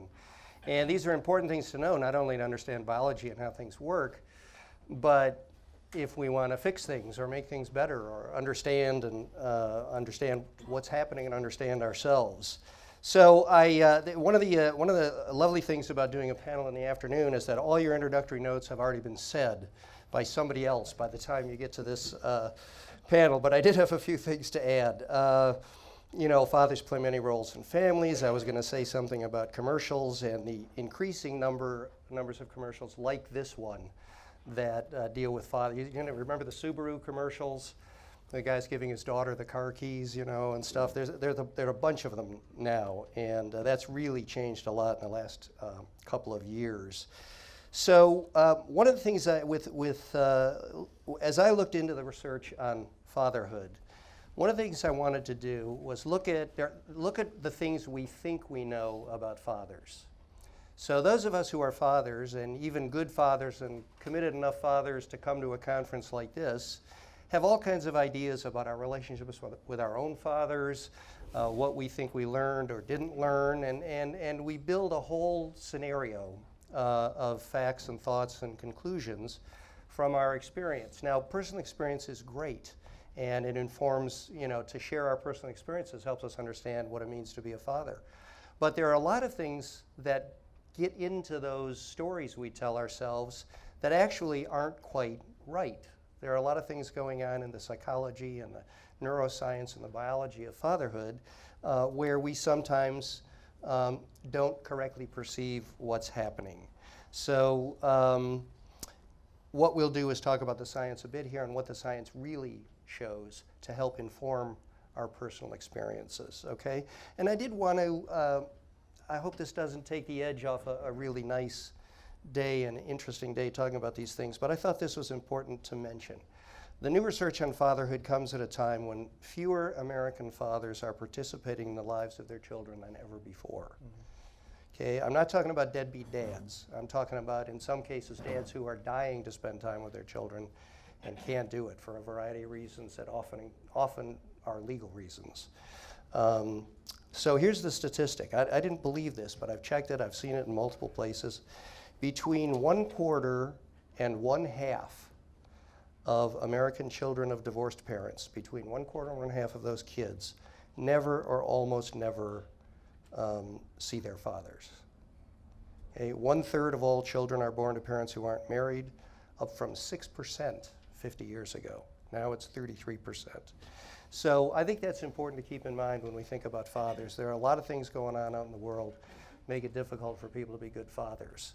And it's not their cell phone or their screens. It's a lot of other things that are harder to solve in some ways. So with that cheery note, we'll move on to the science of fathers. Do you guys have any interest in who goes first or second, or does anything make sense? Okay. Okay, we'll work down the line. So James was introduced to you already, and he does all kinds of things with mice, among other things, to discover interesting things about fathers that I think he's going to tell you about. Okay. Well, pleasure to be here. Full disclosure, I'm a father as well. My daughter is 3 in a couple of months, and I was wondering. Have a few minutes to just introduce what we do. So, sure. What to talk about in the kind of realm of science of fatherhood. So there's a few issues I'll try and cover, and then maybe in the Q&A, if you have questions, just ask me. So at Columbia, I'm a professor of psychology. I'm a behavioral neuroscientist. I study the neurobiology of parenting behavior, social behavior, and juvenile behavior too, so things like play behavior. I'm mainly interested in what neural mechanisms, what in the brain regulates those behaviors, the hormonal mechanisms. I primarily am an animal researcher because obviously to try and get to the nitty-gritty of what's going on with the neuronal level, we need to use animal models. But also done some research on human parenting too, and I guess one of my roles is to try and communicate to groups like this what we do know about the brain of mothers versus fathers. So I'll try and just briefly cover that. I was interested just to hear there about the Dad 2.0, about how there used to be a lot of things called mum this, mum that, and then it turned into parental. I'm actually the organizer of a conference called the Parental Brain, which happens every 4 years, and we bring together all the leading world researchers on the neurobiology of parenting. And that used to be called the maternal brain. But about 2000, there was a decision, well, actually, rather than just cramming in 2 hours on dads on the last day, maybe we should embrace fathering. So it's still a very, very understudied topic scientifically compared to mothering and what's going on in the maternal brain, but there is increasing knowledge about the father's brain. And that conference is actually going to be in New York next year. So as to some of the science, I thought first maybe tell you a little bit about the parental brain itself and differences between mums and dads. If I go on too long, just push me. I got my eye on you, don't worry. Okay. So roughly, if we look at all mammals, of which obviously humans are mammals, there's only about 4 to 5% of mammalian species where the father actually does anything towards the offspring. Most species, the father just, let's find a polite way of saying it, copulates and then leaves. That's his only involvement. I will come back right at the end to that's actually, there is a lot of things he's passing on through that act, but to the offspring, but that's pretty much all they do. But there are some species that we would call biparental. So the fathers do play a large role. And those species, you wouldn't necessarily know many of them. They're the kind of things like Jungarian hamsters, Mongolian gerbils. We studied those species a lot because we want to know, well, what makes those fathers be fathers? Why do they suddenly, when their offspring are born, why do they suddenly start engaging parentally? So we study those guys a lot. And it used to be thought that, oh, it must be hormonal. So there must be some trigger that dad's testosterone decreases. They stop being so aggressive. They start being somehow more warm and fuzzy. And the other hormones you might have heard of, like prolactin and oxytocin, increase. Well, when you look at one species, you find that to be true. But then the next species, it's not necessarily true. And when you look in humans, there's a little bit of evidence that testosterone decreases when a father becomes a new father. A little bit of evidence that prolactin increases. But it's hard to really be conclusively sure that these hormones are what driving you to be parental. In actual fact, the more successful research has gone on to look actually at the brain regions that are governing parental behavior. So we know from mums, for instance, that there are certain regions of the brain, like the amygdala, that regulates emotional expression, like the hypothalamus that regulates a lot of motivated behaviors. That these brain regions are activated, they're very key for a mom who's a new mom to become very fully parental. And why did those brain regions suddenly activate when she has pups? Well, during this whole pregnancy thing, all these hormones change. Estrogen decreases, progesterone rises, and then oxytocin receptors is another hormone. Their receptors are increased. And at birth, she's ready. Her brain has been changed through this pregnancy. So obviously, dads don't go through pregnancy. We're supportive, but we don't have these changes. So what is it about a father's brain that changes? So we studied these other species to work out, well, what is changing?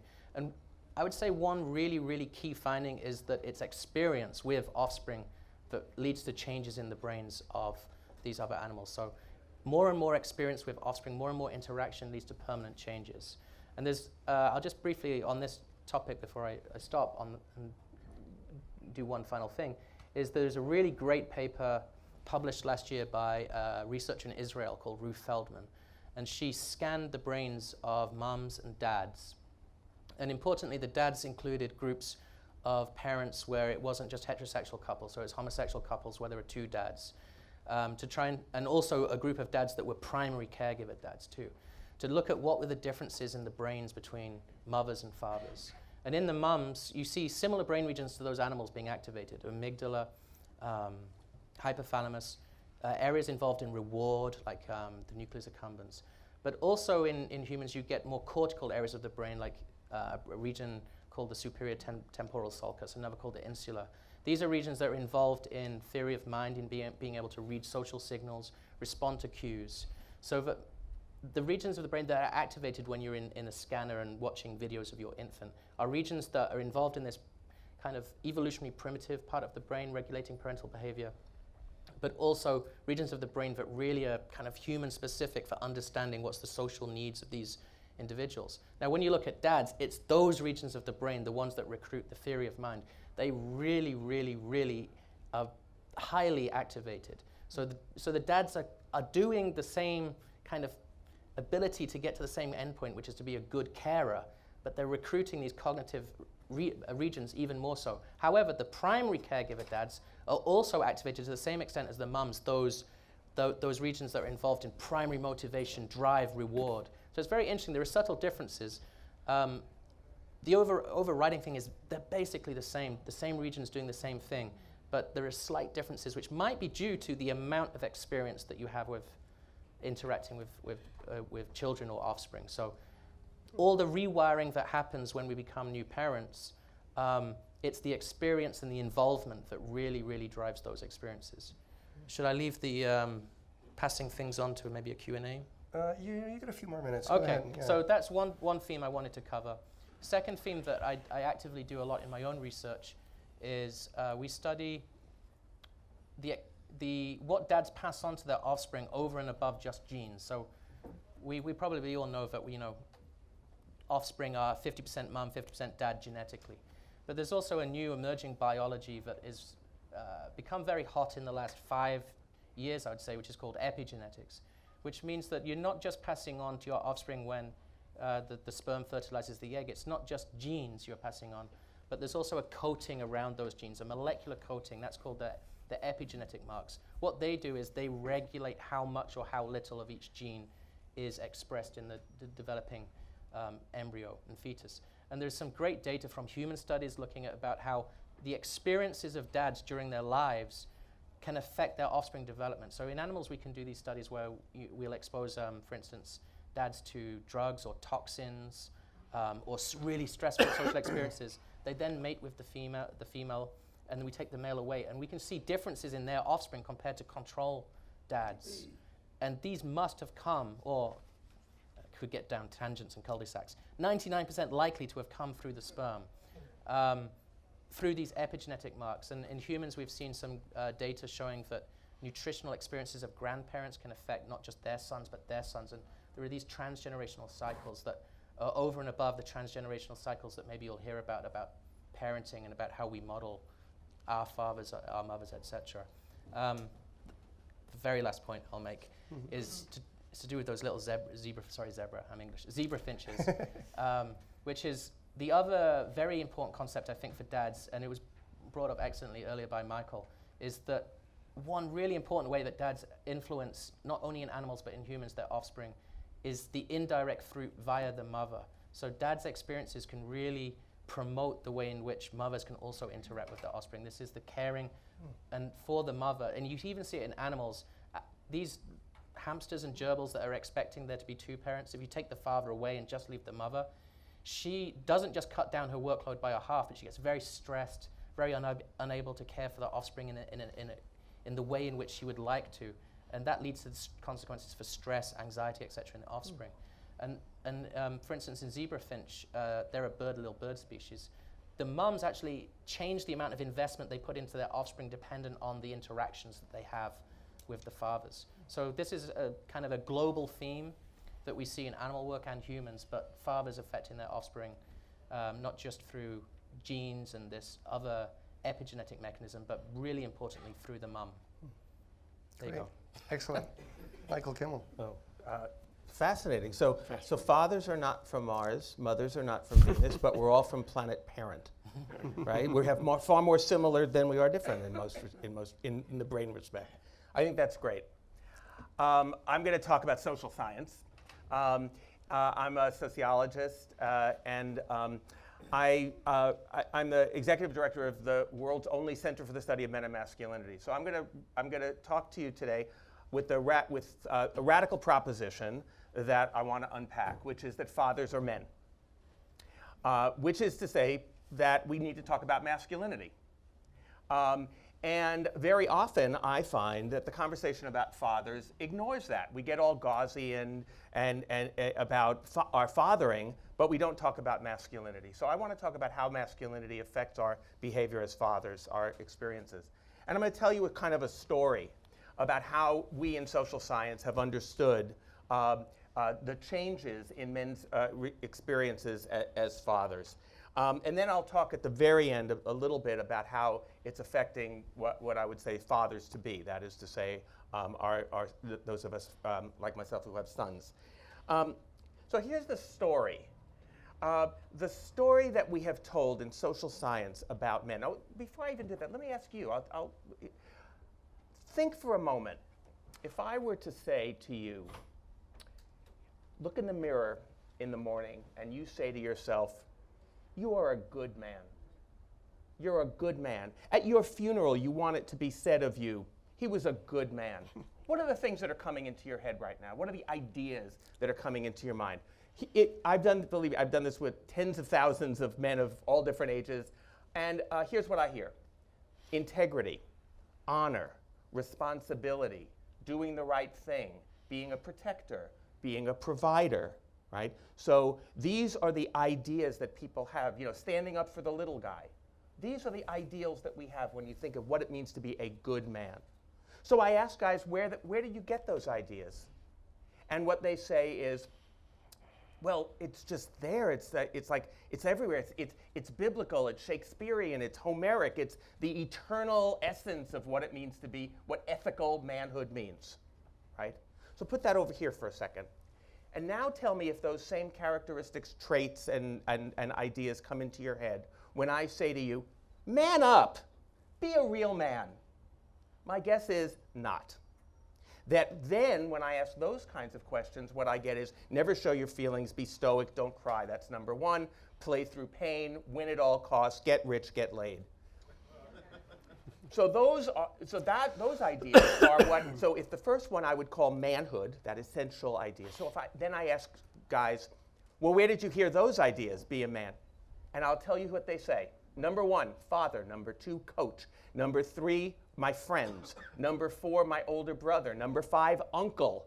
Finally, we get to moms, girls, and sisters, down at around 7, 8, and 9. So there's two things I want you to hear here.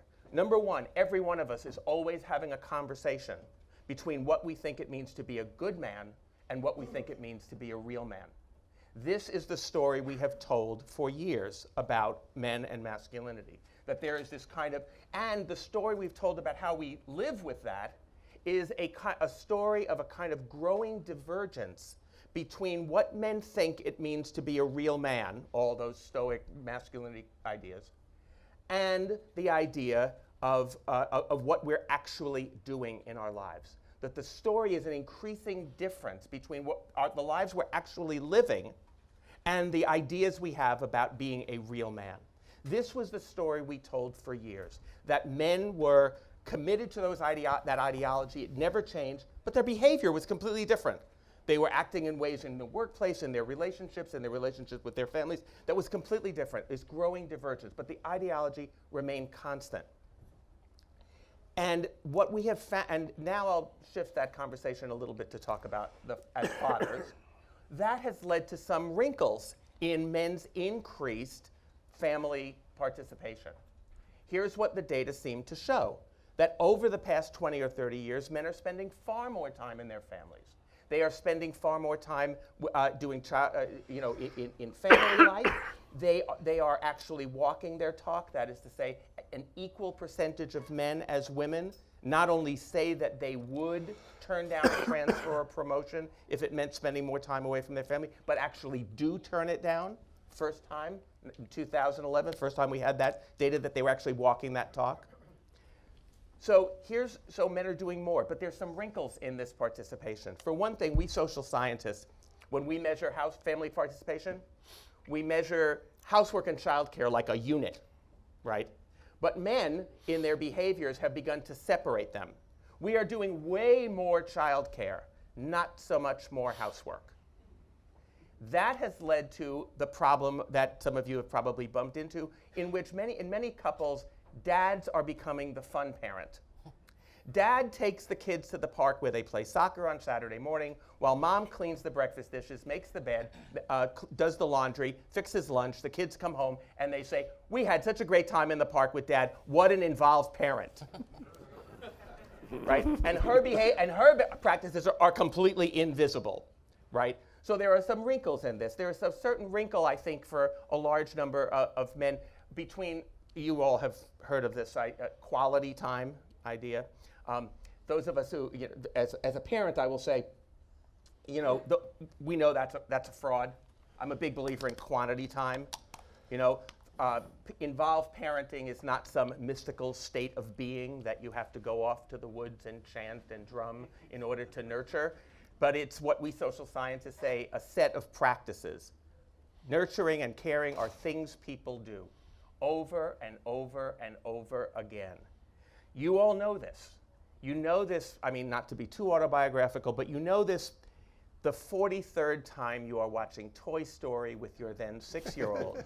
And he leans into you and he says, "Oh, Daddy, this is so great. I love you so much." And what you know at that moment is, this would not have happened had I not watched Toy Story 42 other times. So all of those awe moments come from quantity time, from putting in the hours, doing the boring, repetitive household tasks that nobody gets a big award for. So that leads me then to rethink how then our behavior as fathers, how the conversation about fathers is implicated in our conversation about masculinity. As I said earlier, I think we have that conversation between what it means to be a man, what it means to be a real man, and what it means to be a good man. And here's the good news. I have 2 bits of news here that I think is altogether good.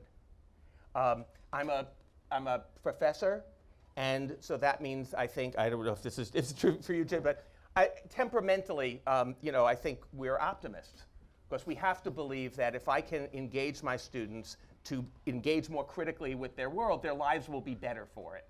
So that's an optimistic posture. So I have good news at the end. Here's the good news. Number 1, the news about young people, about fathers-to-be. I grew up in a world, my father's workplace looked very much like Don Draper's. I grew up expecting my workplace to look like Don Draper's, and it looks nothing like that.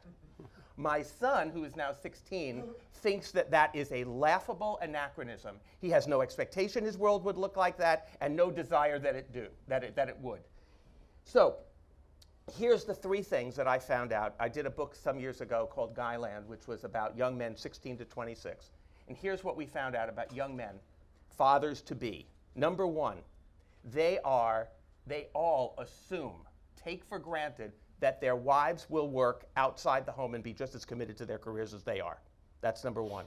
Number 2, they assume, take for granted, that they will be really involved fathers, far more involved than their own fathers were. And number 3, and perhaps most important, they are far more adept, far more experienced with cross-sex friendships than any generation ever. I've been teaching at Stony Brook for 25 years. I ask my students every year, and I've asked this all over the country, how many of you, 25 years ago, I would ask, how many of you have a good friend of the opposite sex? I would get like 10% hands, because 25 years ago, as you know, that was like Harry Met Sally, right? And you remember the scene, they're driving to New York. Very early in the movie, Harry says to Sally, "Women and men can't be friends because sex always gets in the way." She says, "No, it doesn't." "Yes, it does." They go back and forth. And do you remember what happens? Finally, she thinks she has him. And she says, "So that means you can be friends if you're not attracted to her?" Does anybody remember what Billy Crystal says then? He says, "You pretty much want to nail them too." Like, you just can't. But now I go into classes and I say, is there anyone in the room who does not have a good friend of the opposite sex? And I never see a hand anymore. Young people today are far more experienced with opposite sex friendships than any generation ever. And this is terrific, because who do you make your friends with? What's the politics of friendship? You don't make friends with your boss. You don't make friends with servants. You make friends with your peers, with people you consider your equals.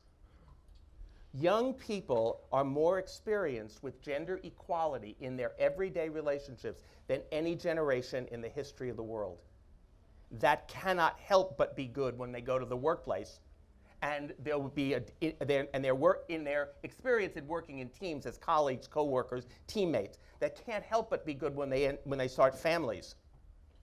So that's the good news about fathers to be. But now I'm going to tell you the good news about that story I told you. In the story that we used to tell in social science between what men thought it meant to be a real man and the lives we were living, which actually bore decreasingly any relationship to what we thought it meant to be a real man. For years, most of us have been doing this strategically. Okay, I know what it means to be a real man, but in this particular case, well, I'll be a little bit more this and this, and no one will see, or I'll figure out a way to finesse it. We were strategic. Well, the truth is, attitude surveys from 2011, 2012, and on have begun to show something that we've never seen before, which is a change in the ideology itself. It's not simply that here's the ideology of masculinity, you have to deal with it, and in some situations you won't want to, so you'll be strategic and figure out ways around it. The ideology itself is changing. The ideas, and the reason that I've been so happy to work with Dove Men Plus Care is because the ideology is changing exactly in the direction where that stoic model, that idea of never showing your feelings, of taking your own health and your own care, for granted, has begun to erode in dramatic fashion. Men now see this caring for others and self-care as part of what it means to be a man in ways that would have been unthinkable in at least my father's generation, perhaps even in my own. So that is the really good news from social science, is not just that our behaviors have changed, that everyone in this room knows, but the ideology that most men have about those behaviors has begun to change, and in the directions that suggest that greater caregiving is actually a sign of our manhood. Oh, nice. I had a shot at you this morning for an hour, so I'm going to take just a little bit of time. I'm also not a primary researcher or an academic. What I am is a popularizer of other people's research. So I've read Michael. Paul, your book has been enormously influential. To me, I learned about James through your book, right? And I made a pitch this morning for helping fathers' confidence by teaching them what science knows about fathering. I think this is important. It's not enough to just want to be a new kind of father and be passionate about it and maybe have 3 buddies or a blog. It actually isn't. We have to say these things are the demonstrated, proven, neurobiological, right? Or social science changes in culture and society and ideology, and that this isn't a new enthusiasm, the new fatherhood. This is a deeper understanding. I mean, there are things I want to take from this conference that I've picked up this morning that I want to share with my son and with my son-in-law, who I don't think is very clued in to the kinds of things he had from his upbringing. You have to be careful when you're the father-in-law.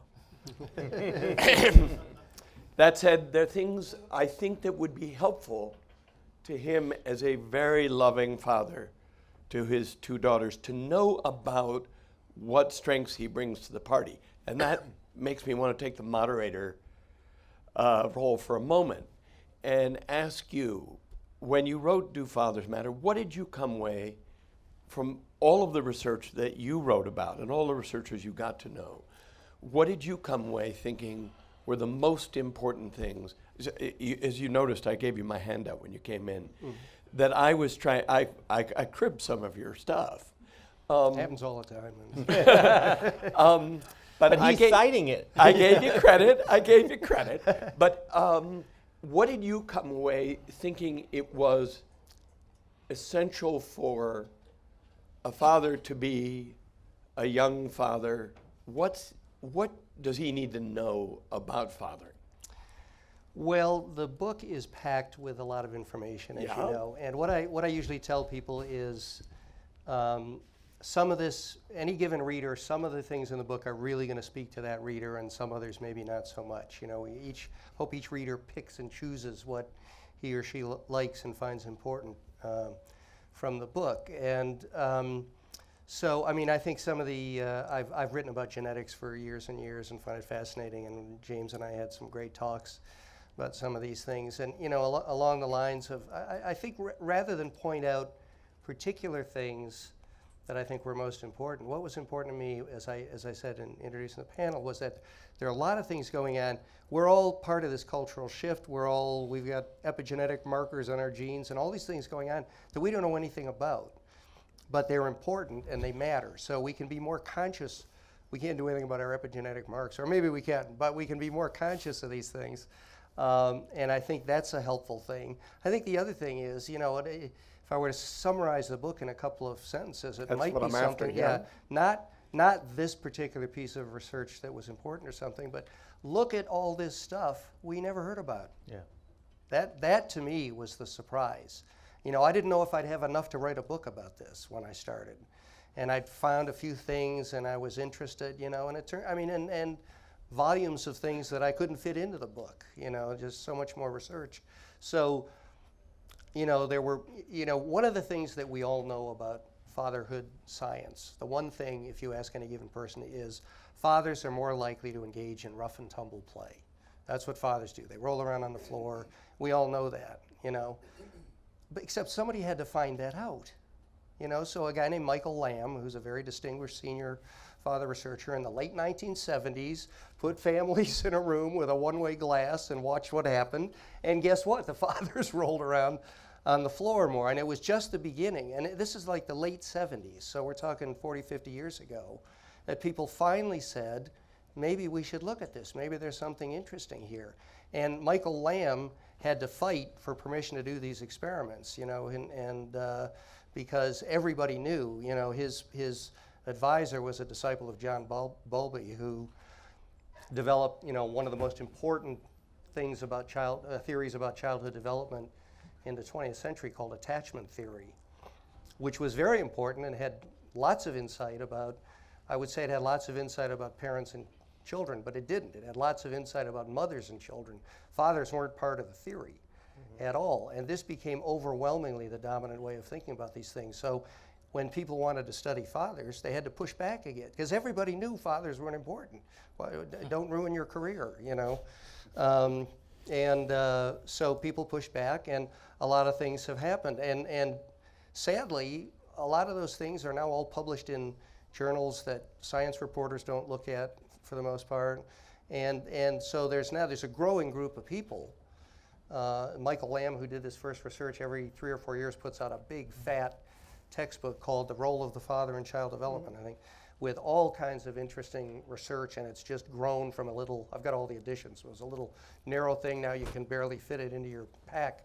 And he collects all this research and all these things, but most of us don't know about these things. So I was trying to, like, you know, provide a kick in the pants there to kind of spread the word. Can I give you one little tidbit of new finding on the rough and tumble play? I just find this interesting. So this is the most kind of well-known difference in play interaction is that fathers are involved in we would say rough and tumble. That actually comes from, okay, geeky, but that comes from the rat literature originally, because rats, they that's great. They roll around each other. Right. But we would say generally that fathers engage more in arousing and stimulating play, and play is, I'm a play, if such a thing as an evangelist exists. Play is so, like, it's super, super, super important for humans, animals. It's the time when young individuals can learn safely about the environment. They can learn about unexpected events. They can learn, practice things in a safe environment. So play is this behavior that enables young children to scaffold and learn about the world and relationships. So it's so important. And so this is not just may I add, it's different from homework. Yeah. No, I mean, we have crazy parents today think childhood is about getting kids to do homework. Yeah, no, and I love. Sorry, no, not from, no. I love play, so I'm a big advocate of that.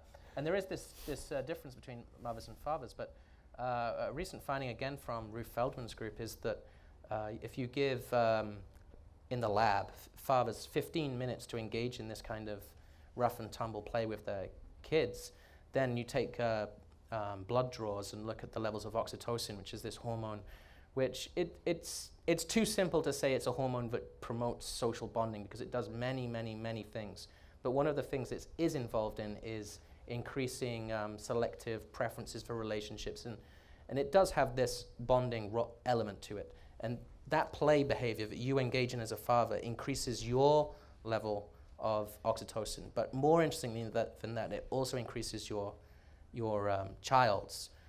So the child never, this is an experience that they're receiving, and it increases their hormone level, and it increases this synchrony between the father and the child. So the synchrony is really the important thing. Synchrony is really about being able to respond appropriately to the cues and signals and the stress, and not just stress, but also the positive cues. And I'm going to stop there. No, the play this reminds me of my wildly unscientific and inappropriate thing to say, which is if playing with your children raises your oxytocin level as a father, then playing with your kids might be a great way to improve your relationship with your wife. Because there are other things that raise it too, Yeah, it's true. Questions? Over here, something? Don't be afraid of the science. You can ask a question. It's okay. Sure. Yeah. When you talk about play, is there any distinguishing between the types of play, if it's structured play or unstructured, or like a team sport versus literally like rolling in the mud or whatever? Like, is there any differentiation between different benefits of different kinds of play? That's a great. Do you want me to take it? So that's a great question. There's many different types of play, obviously, and during early infant development, infants develop differently. So they start with solitary play, which is then themselves, and then move on to parallel play, which is they'll do solitary play but kind of next to with, and start to exchange eye gazes with the individual they're playing with. Then they move on to collaborative and cooperative play. And there are that scaffolding of learning how to play is important. For instance, the collaborative and cooperating play is when children start to learn about turn-taking, turn-taking is so important for everything. We're having conversations here, and we're constantly trying to pick up on cues about when we should stop talking and start talking. And that is a building block of being able to form relationships. So that's just one example. Doing a tea party and that kind of thing, and role model playing, it's another way in which you learn about relationships. So yeah. Could I? As a parent, then, are we just supposed to take the guide of the kids and like what they want to do? Most of the time. Most of the time. Most of the time, you do not add much value to kids' play. Yeah. Most of the time. One of the I gave a talk at the 92nd Street Y a few years ago at the parenting conference about the loss of free undirected play in American childhood. I would argue the largest change in American childhood in the last 30 years has been the loss of neighborhood play and free undirected play.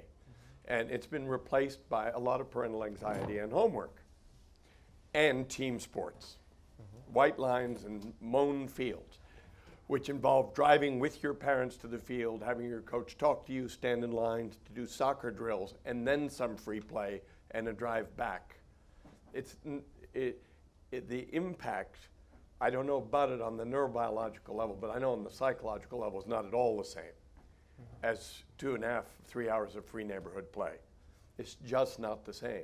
One of the things that I have found in fathers is that they are willing to fight for play. There's a fellow I met on the road who organized his street and wrote a little book about it called Playborhood.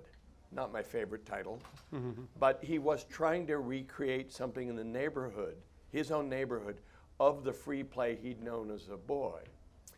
And I think that fathers often appreciate the play, the free play of children in a somewhat different way than moms, because they're willing to accept a little higher level of risk. So in my book, It's a Boy, I talked about a kindergarten mother whose son was in a church kindergarten, and there's a big sloping field right behind the church, and all the boys in kindergarten had looked out the windows all day, and all they wanted to do was go play in that field. And the mothers organized themselves to create some time so the boys could get out of class and go down and play in the field. And they did that together, but then the mothers all watched the play. and then interfered with it. And the mothers then taught themselves to turn their backs on their sons and talk to each other and let them just play, and not try and supervise or monitor. We have a problem with the excessive organization and monitoring of play, in my estimation. It's true. Yeah, I agree.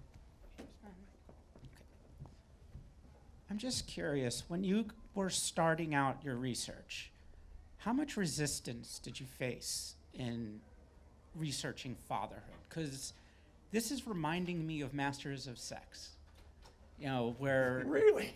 Yeah, where you pinpointed, you know, Masters and Johnson pinpointed, all right, it's about time somebody started researching sex. And this is reminding me of the same thing. It's about time somebody started researching fatherhood. So I'm just curious if you faced any resistance in this field. Let you go first. Oh, I've experienced none at all, but in trying to bring the questions about gender and masculinity into the conversation, we bump up against several things that inhibit, you know, the kind of work that we would want to do. So, for example, I'll just give you an example. So there are many ways in which men's lives are changing. One of them is around fatherhood, which we've been talking about. Another is about male friendships. And so I'll just tell you that a story. 25 years ago, a writer decided he wanted to write about men's friendships. And he went around and said to men, I'd like to interview you about, you know, your male friends. And the most common response that he got was, I'm not gay. Right? So if you want to talk about fatherhood, you want to talk about masculinity, you want to talk about friendship, you're going to bump up against homophobia. Everyone in this room has bumped up against homophobia when you've been like really involved with your children, and people think of that as a feminized activity. Right? So nice to see men do, you know, babysitting or expressing their feminine side or any of those sorts of things which, you know, bombarded me in Prospect Park when my boy was little. You know, so what I'm saying is that the resistance one gets is the resistance of a culture that doesn't quite get what the science says, what Paul described as a growing body of research. Right? So, and Michael and I were just talking about it when we were watching the video, and it seems like when the media, as they discovered fathers, who did they discover? Stay-at-home dads. As if that is the only conversation to be had about fathers. It's like that unusual, right? And there's a much bigger story to be told, and that's the one that I don't, you know, that I'm seeing happening now. But I personally have gotten resistance not from within the university. No one ever told me, well, that's not true. It's certainly a career ender to study it, to be a straight white man studying gender, right? You don't get lots of job offers. But on the other hand, I've gotten a lot of support for the kind of work that I do as well. Probably only from my own mother. But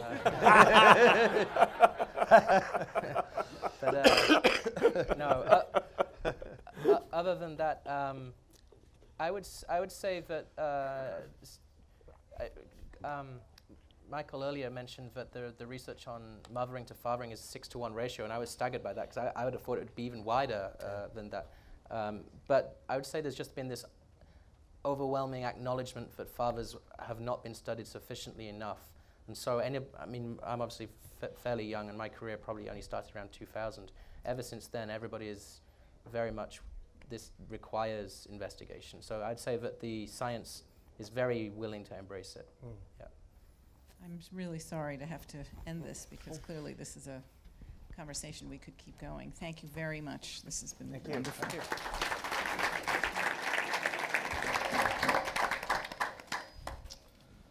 Okay, so am I mic? Do we hear each other? Yeah, okay. So yesterday my wife said, oh, so what are you speaking about? And I'm moderating the panel on parenting partnerships. And she sort of looked at me and she said, okay, well, make sure they all know how wonderful I am. Okay. All Check. Right. So, thank you, exactly, exactly. But I've been thinking about that, And it set off a chain of thoughts that aren't new to me, but I think are worth sharing because I do actually care very deeply about this subject, and I thought I would, as the moderator, but also as a parent, I want to sort of share a little bit about why I care so deeply about it, and then then I'll shut up and let everyone else speak. Okay, so I feel that I couldn't have the wonderful life I have as a person who enjoys their job, as a person who loves being a dad, as a person who is very proud and finds much joy and all the other stuff in his relationship without my partner. And I think it was Stu, the professor from Wharton, who mentioned that nowadays maybe 45% of your students are not sure if they're going to be able to be, fathers. Is that right? Is that what you said? Was that what you said? Yes. Yes. And I get it. I'm not sure that many of us would have the guts or the sheer material ability to do all the wonderful things that we've heard about today without our partners. So this is a key piece here, and I kind of view this panel a little bit as the reality check panel, right? We've heard all these wonderful things, and there's so much to take away from today, and I love the idea of small experiments, and I encourage everyone. I'm sure everyone was touched by similar things and different things. I encourage you all to at least try and walk away with one thing that will allow you to experiment a little bit if you want that, I will also add before we get into it that I think even if you're a single dad, chances are there are partnerships in the world that you have to negotiate with your ex or your boss or with life. So I'd like to think that this is going to be relevant for you too. Okay, so and I promised to start these things on a fun note, and there you go. I got all serious on you. So on a fun note, here's this book. It's called How to Be a Husband. And what's wonderful, as you can imagine, I get about 1,000 of these kinds of books a year. And what's wonderful about this is it's not at all about how to be a husband. It's just about, it's not a self-help book. It's really about this one very funny writer is describing what his marriage is like. And I've been enjoying it so much. I've been the person on the subway train that everyone's been looking at and saying, "What are you laughing at?" So I guess this is my contribution to the research, all the research you've heard today. If you need a laugh and a relatable laugh about the life that you live, seek this out. Tim Dowling, How to Be a Husband. He's a columnist who writes about his life for The Guardian in London. Okay. So, the people who are going to give us a little bit about their lives and maybe some of a reality check on what we've heard today are sitting next to me are Rob and Carolyn Candelino. Hello. Hello. They have 2 children, 3 and 1. They live on the Upper East Side. They're going to abandon us in the near future for Irvington. Correct. New York. Okay. And without getting deep into their arrangement, because they're going to do that, Rob works presently, and I think Carolyn is a stay-at-home mom? Yes. Great. Okay. Next to them is Matt Schneider and Priyanka Schneider, 2 boys, 9 and 6. Matt, we met earlier. He was one of the co-sponsors today, and he's the co-leader of the New York City Dads Group, and they live down in Battery Park City. And Priyanka is a working mom, and Matt's an at-home dad. It's like John Travolta announcing, what's her name? Priyanka, like Bianca. Yeah. I do that. Eric out like that in front of everybody. Did I get Matt right? Matt is right. 2 teams. Okay. All right. And then at our on my far right are, oh, here comes another one, so forgive me beforehand. Okay, Mark Jarecki? Jarecki. I told him Jericho. Okay, Mark. Yeah, okay. Mark. And his partner Kip, and they have 2 children, an 8-year-old, and they get the big bonus points today. They have a 3-month-old girl. So thank you so much for being here. All right. Okay, so I thought we're going to sort of do these things. This is like the newlywed game. I'm like couple number 1. Okay. So couple number 1. No. Okay, so we're going to start by, if everyone as a couple or however you want to do it can sort of briefly tell us how you got to the present arrangement. Like, not like how you met and how you fell in love and where you know, and all that, but we assume you fell in love and you kind of had this life. And at what point did you say, okay, this is the arrangement that's right for us as a family, and how did you both feel about that? So why don't you kind of, in terms of working and who's at home and all, why don't you run with that? Want me to kick it off? Sure. I think it's fair to say there was probably no premeditated arrangement, and I don't think the arrangement is settled. I think life intervenes, children intervene. We have a 3.5-year-old in the back, Christopher. I apologize if he's a bit rambunctious, and Julian, who's at home sleeping with his grandmother. I think the reality is we're both Canadian, and I have a job where it's taken me in many parts of the world, and I think landing in the United States in early 2010, we were of the age and of the mindset and the readiness to have children. And so we were fortunate enough. Carolyn got pregnant, Christopher was born, and it just worked for us. I'm lucky enough to have a position financially where we can afford to have mom at home, and then again, we had children back to back. I think the next inevitable question is what the arrangement is going forward, and I think that's a lot of the marital conversation that we now have at our kitchen table. But I think getting to this point was really as much a circumstance of time and fortune, frankly, than it was anything premeditated. Yeah, I would agree. We're very flexible people as well. I think we just let it roll, and this is where we've gotten to. We do have the serious conversations, don't get me wrong, but we really are flexible and just trying to take it as it comes. It wasn't actually that easy to get pregnant. I had 3 miscarriages before Christopher, so that was a real kind of changed my mindset. I used to be really type A, and then I just started to be a little more flexible, and I think that really helped us get to where we are now, just taking it as it comes. Because it was so hard to get pregnant, did that contribute to your feelings about wanting to be at home? Yes. I'm an occupational therapist, and I do and can work with children, and I just felt, and I'm sure other moms do, working moms do too, I just wanted to be there. I knew what it was to lose it. So for now, I want to stay. And it's not always, I didn't always want to be a stay-at-home mom. So yes, it did change, and I'm sure those circumstances affected my choice to be at home for now.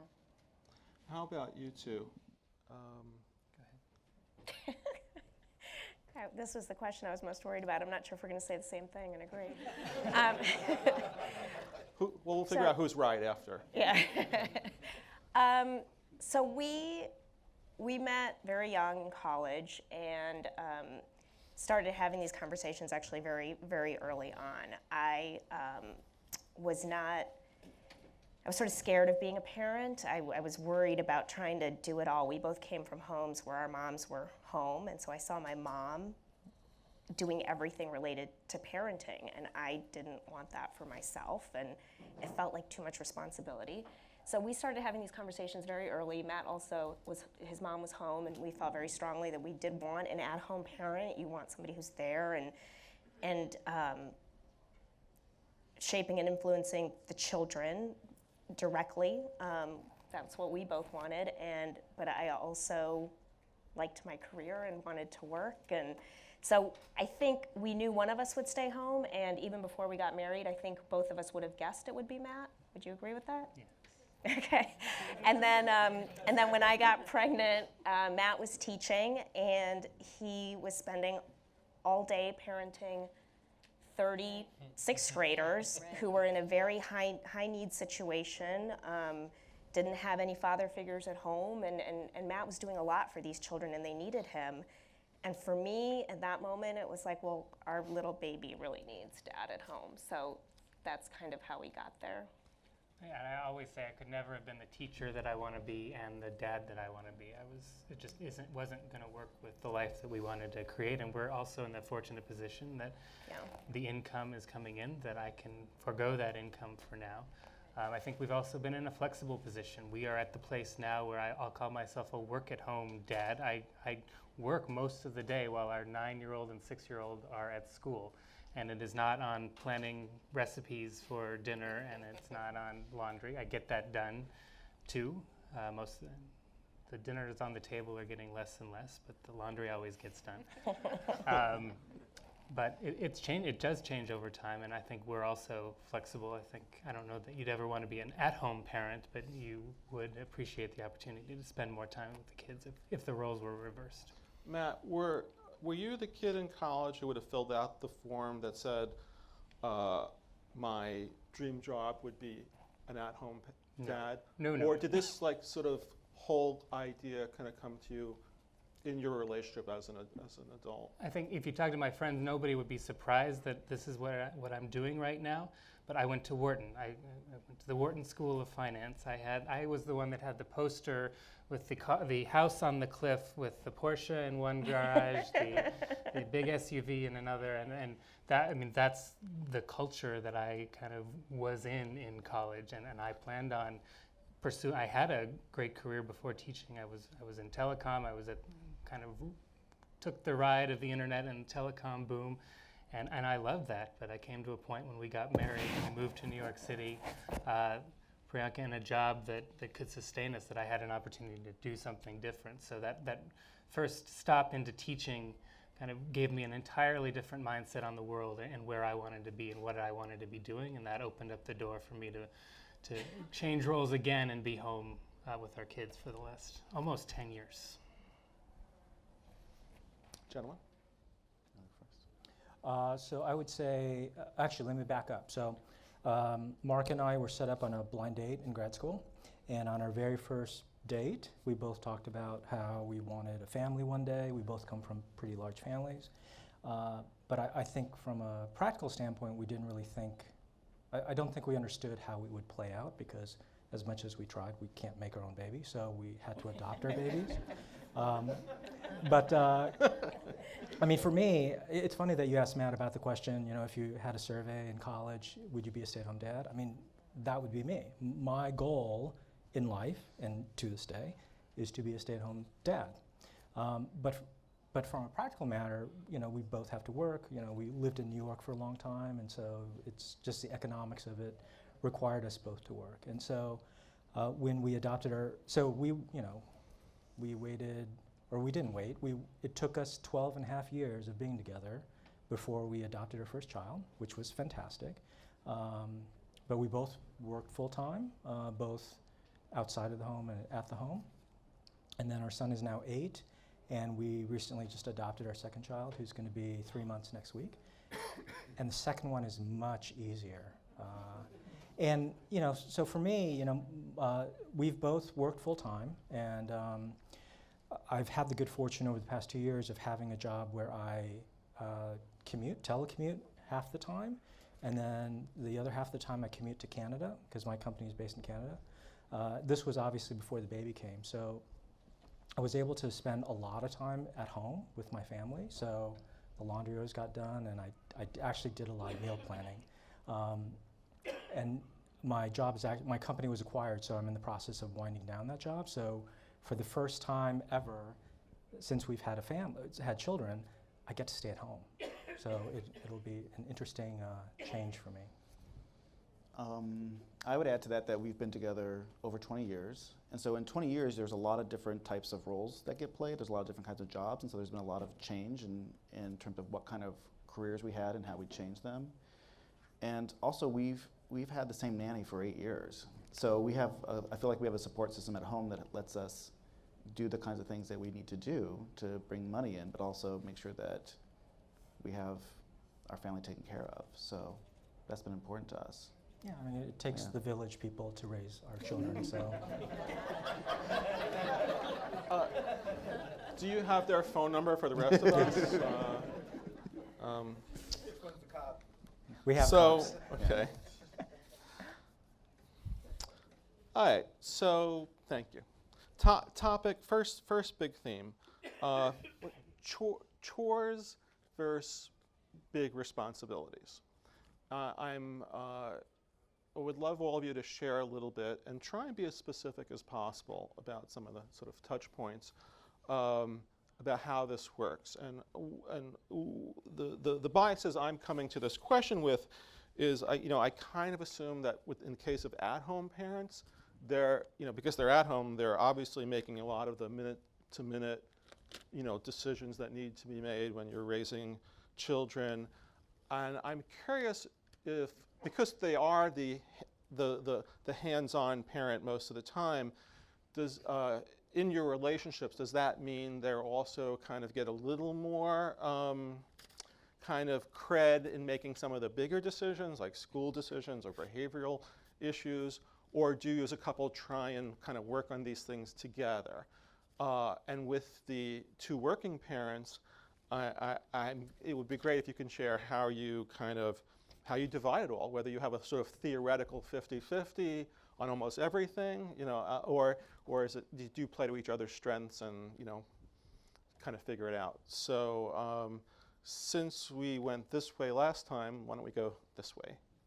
So chores versus big responsibilities and kind of how that all. I mean, I'll start by saying that I have my own company, so I can I go to work every day, but I can go in late and come home early. So I'm not that dad that gets home at 9 o'clock or 8 o'clock at night. Like I get home at 6 o'clock, so I think that's a luxury for me at least. I get to see my son in the morning, I get to see him when I get home.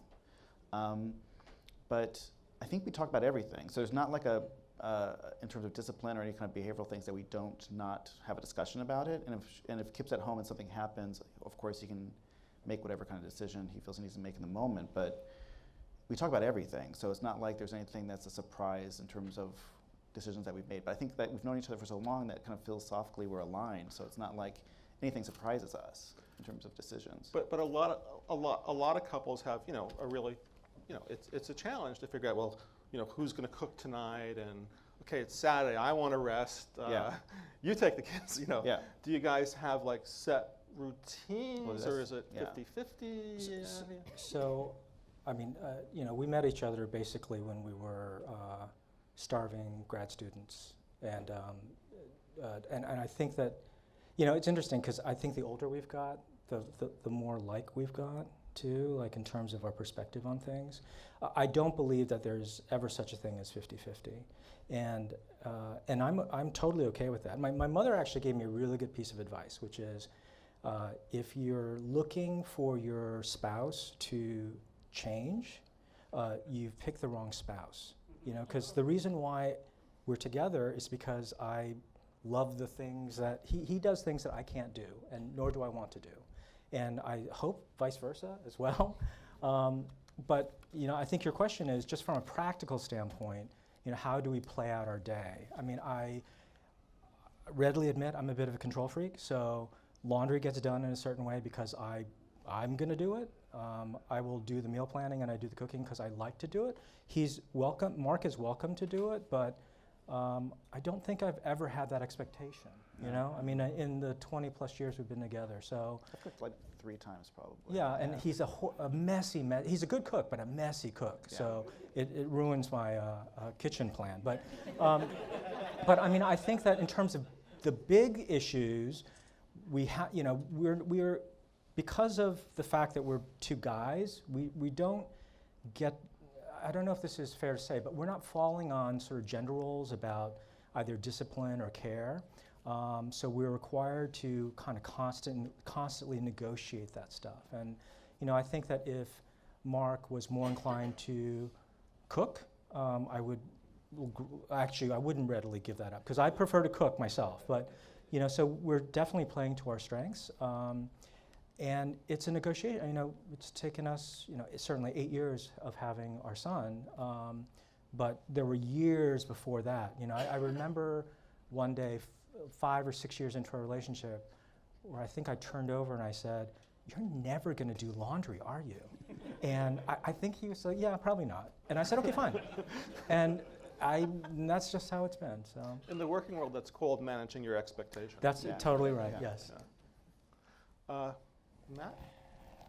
And I think we have kind of thrown all those gender expectations out the window. Also, me being at home, I think at some point we talked about the fact that we could do things like laundry on the weekend, but that's not how I want to spend my weekends. I don't want to be checking off chores. I want to have all that stuff done so we can really enjoy our time together. I don't particularly enjoy laundry. I do enjoy cooking, but I don't enjoy cooking for a 9-year-old and a 6-year-old, so that's become unpleasant, but I'm home to do it, and I'm the one that's going to be doing that. So I think the circumstance of the choice that we've made have led a lot of the chore type things to work themselves out. But the big decisions, there's not a big decision, or very few small decisions even, that we don't make together. We always joke, or people ask us about money, and can I go out and buy a TV if I wanted to? And I'm like, why would I go out and buy a TV without talking about it and how it fits in our home and how it fits in our budget? It just doesn't make sense in the way that we live our lives, that we wouldn't make these decisions together. Yeah, I would say, though, that I think in the realm of school and education, because Matt comes from an educator's background, and he's around more. I mean, he was president of the PTA for 2 years. He sees what the kids come home with, and he interacts with teachers more. I think that's an arena where we basically do default to generally what Matt's thinking, or what his views are, what his suggestions are. Like, we're starting to think about middle school, what are those options? And I have very little to provide or to add to the conversation. So we will certainly talk about it, but it's almost more like he's sort of saying, here's what we should do, and I'm saying, okay. Right? Well, that's not what I heard. Okay, so, but let's sort of play into gender stereotypes for a second. Just humor me. Yeah. You probably he's the at-home parent, you're at work all day, you probably have your own thoughts about how you might handle certain situations during the day if you were there. So what's the deal? Do you kind of consult him, or do you just say, Matt's running the show, I'm not going to second guess him? So that's been I'm looking forward to this answer. It's been a 9-year it's coming for you too, That was hard, because there are certain ways that I would do the laundry. There are certain ways that I would ask our children about what happened at school during the day. And if I had from 3 p.m. to bedtime to have that conversation versus from 7 p.m. to 8 p.m. when I'm trying to get all the information out of them, it would be I would just do it in a very, very different way. But I don't like my boss at work second-guessing my work. I don't like anybody second-guessing my work. So I've sort of learned over this 9-year process that I'm not going to second guess what's happening at home, because I'm not there. I'm not there to kind of see what happens from 3 p.m. till dinner time. I can't imagine the frenzy of getting homework done and everything else, and how do you have what in my mind is this ideal conversation of let's sit and have milk and cookies and talk about your day. I know it's not how it works. So I've let go of a lot of that. But you're not detached, and I think you are completely engaged with what the kids are doing. You do come home and spend that time from 7 to 8 p.m. Learning about their teachers, figuring out what they're doing on their homework and stuff. And I think sometimes that license to, I don't know anything about school, so I'm not going to get involved in even thinking about it, can be a road that dads sometimes travel. Well, she's got that taken care of, I don't need to worry about it. You don't want to have too many of those things that one of you is the expert, the decision maker, and gives license to the other person to not be involved. I mean, it's a real struggle. Like, we definitely do have things that I do differently than Priyanka would, and that's an ongoing part of our partnership is being open to those conversations, and those conversations happen daily.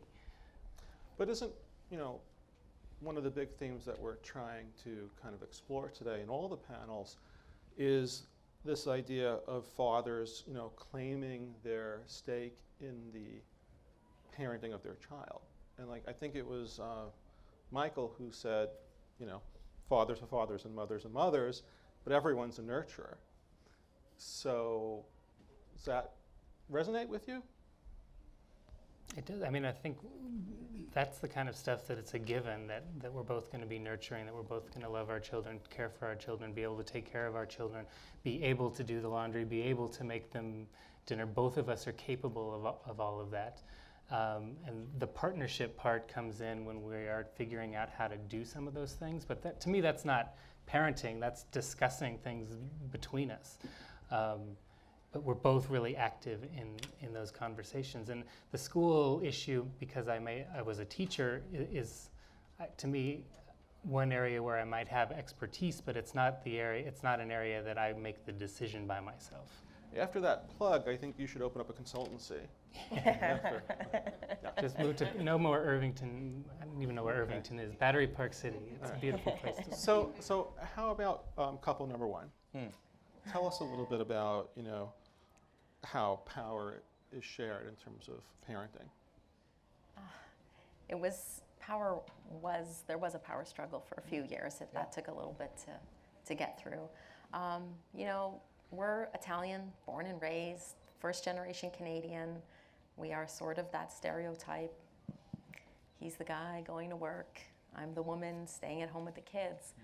However, I think that I feel that I know that you are so much more involved as a father with our children than your father was, his father was. I think you're more aware, you're more educated, you participate more than I actually thought that you would. I think that you make a really big effort, and although you are so motivated at work, and that is something that you're so passionate about, I do think that you spend more passion at home when you're with the children, and that is, I think if you looked back at Rob's yearbook, I don't think people would have believed that now. Thank you. I think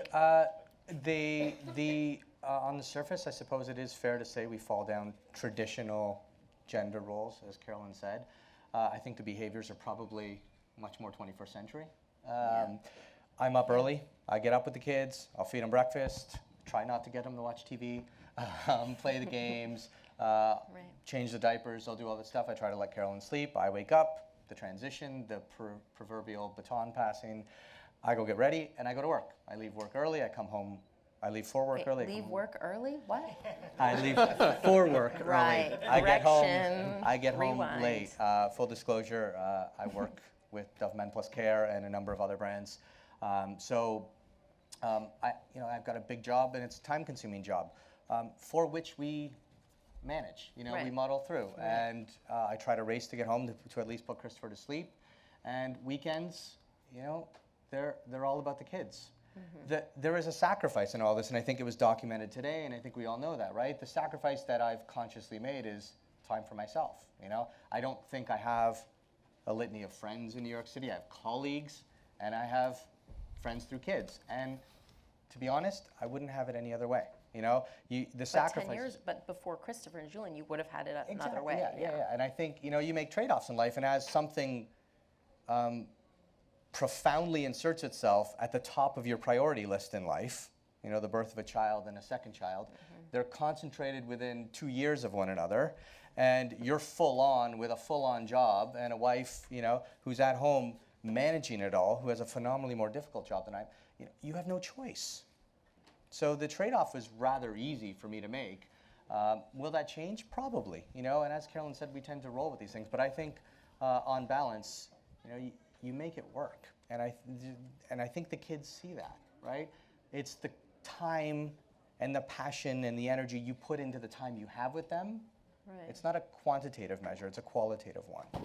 Does do you defer to her judgment sort of day in, day out on stuff? Yeah, or are you in that? I think That's starting. Yeah, I think if you were to ask Carolyn, you know, one of the criticisms, if you would, about our relationship, and we don't argue, right? One of the things I'm most proud of is we don't argue. We really don't. A handful of times. We knit and nat, but on balance, you know, we've known each other 26 years, and you know, I can count on hands how many times we've actually had a full-on argument. But one of the things is probably communication. I will defer, right? Mm-hmm. If I've made the right decision, and I'm every bit of my fiber believes I have, and you see your kids prospering, 99% of the time she's going to get it right. And God, there's no way I'm going to tell her about the 1%, right? Now, if there's a big decision to be made, she will do. She always does. She'll call me. Now, I think the interesting thing will be I'll make a call. It's just how I'm programmed. I run a big business. I make decisions. I like to make decisions, and I'll make a call. That's something that we're struggling with. And you know, to be honest, I like to make decisions. If you involve me in it, I'm going to take a position. Yeah. Right? If you don't involve me, then I trust you implicitly. And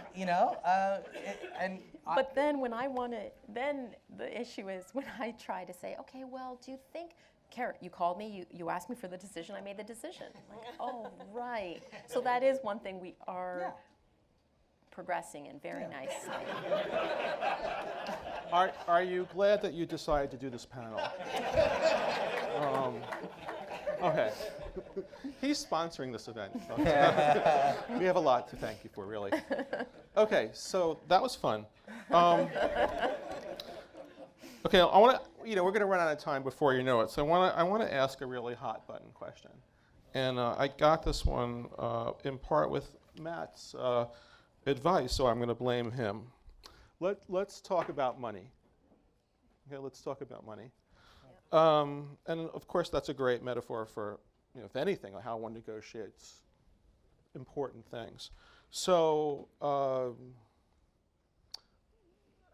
working parent. Let's start with the working parents, the couples with someone at home and someone at work. Did you come into this with a prenup? And if not, is everyone's money, everyone's money? Is there for the at-home? Does the at-home parent have a budget that they don't have to, in which it's built in, they don't have to justify to the working parent, and vice versa? Matt, why don't we start with you two and tell us a little bit about how money is thought of in the relationship and raising a family. I love this question. I heard this question on at a conference I was at, and I just was shocked by, this is going to sound very judgmental, I was shocked by the idea that people think about their money and compartmentalize their money based on who brought that money in the door, because we've always very much looked at our life as a whole. And we said, when we were both working before we had kids, this is our money. This is where we want to live in New York City. This is the apartment that we're going to have. Priyanka's always made more than I have. Her choices at Wharton were better than mine from a breadwinning standpoint. But it was, we're looking at a whole life, and we're making decisions based on the resources that we have, the time that we have, the energy we have, the interests we have. And we've never looked at money as Priyanka's the breadwinner, so she's the decision maker around money. I need to get permission to buy the arugula versus the kale because kale's more. I mean, it wouldn't even cross my mind. But for so many people, this actually becomes a power dynamic where that's his money or her money because she brought it in the door, and it just never worked like that for us. Yeah, there was no prenup, certainly. We've always had one bank account, all that stuff. But also, when we made the decision for Matt to stay home, I very consciously, at that point, made sure to change my language choices, like our paycheck, our bonus was, and because it is ours. I can't do it without him, certainly. So it's, it's very shared. How about you two? Ours was definitely an evolution. We have come to this now. That has probably been in the last maybe 3 years 2 or 3 years, I think, that we've been, no, maybe longer. But in the beginning, because we kind of roll with it, I think we sort of forgot to talk about, we didn't forget, but we just didn't really talk that much about money and how we were going to do it. And I had one idea, he had a different idea. I was also working, but when I was working and you were working, they were sort of separate, and it just didn't really gel. It felt like there was something missing. And now that, speaking to Matt's point, that we are a whole unit, it is so much easier. The power struggle is gone, there's more freedom, we trust each other, we do not have a prenup, and I probably spend most of the money, but, and on big decisions, we decide together, but generally speaking, no, it's just working, but it is definitely was an evolution. Kids changed it, right? I think you can operate in your own capacity, and you don't. There's no need to have the conversation truthfully if you're a married couple without kids. Truthfully, right? She was doing well, I was doing well. It was fine, and money wasn't an object. We were young, we didn't care. I think you have a couple of kids, you start getting settled, you look to buy a new home, which we've just done. Suddenly, you're a grown-up, and so you have those conversations. And I think there's one income, bigger commitments. You have kids to think about. College education in this country is not cheap. Healthcare, et cetera. So you start it forces you to have those conversations. But I think the lax in having this conversation wasn't any deliberate kind of ignorance or shyness to have the conversation or to engage. It was just we didn't need to have it. Yeah, it was just, Does every couple have a will? Because I have found that to be a very interesting, well, not only necessary, but exploratory experience, because you have to make choices about, well, if we both pass away, all these tough things that really sort of speak to your values as a couple. Just if you don't have a will, just putting a plug out there for wills. Life insurance was an interesting topic. Same. I don't have an income. I haven't had an income for 10 years. Do we get life insurance for me? Usually people think about life insurance as replacing that income that they're going to use to take care of their families. But our lives would change dramatically if I passed away and we had to hire help, we had to spend money in a different way. So that was an interesting conversation. How do you negotiate money? So we don't have a prenup because we've been living in sin for the past 20 years. Sorry. So Mark and I met when we were both young, starving students in New York. And so what we brought to the table was nothing. So we were scraping together our quarters to buy falafel for dinner, right? So over time, as we moved to New York to become artists, and then we woke up one day and we were yuppies, and we thought, what are we going to do? But very early on in our relationship, we had determined that we wanted to own a house and have health care and have a family, and that requires some planning, and I like to plan. And so I remember really early on saying, hey, let's combine our all of our finances, which we did. And as a not married couple, it's much more complicated because we have to get stuff signed and accountants and all of these things. And and just as a side note, I actually took Mark's name for the sake of our children, because I wanted our children to I wanted the same last name of our children, and that required a lot of time and attorneys and money. We're actually doing everything backwards because we'll probably get married, in 10 years.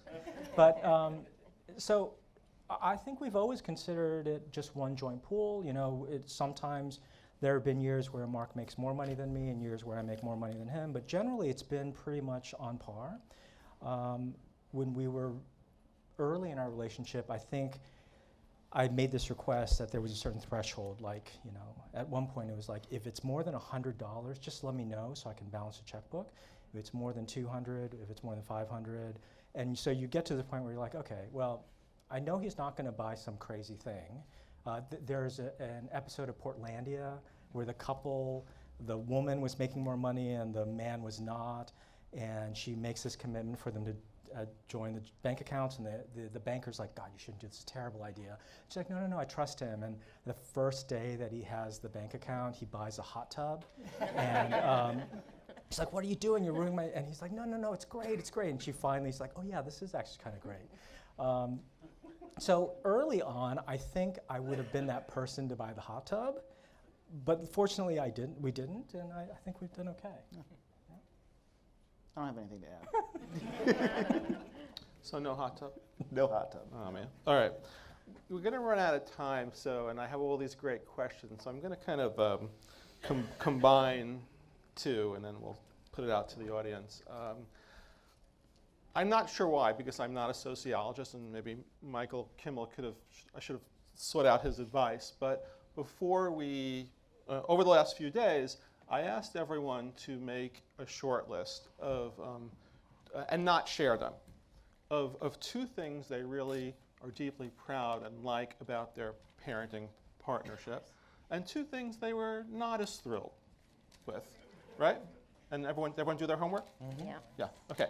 I also told you that I would ask everyone to share with the audience a little bit about how you negotiate your differences and your disagreements, how you play well in the sandbox, basically, or not.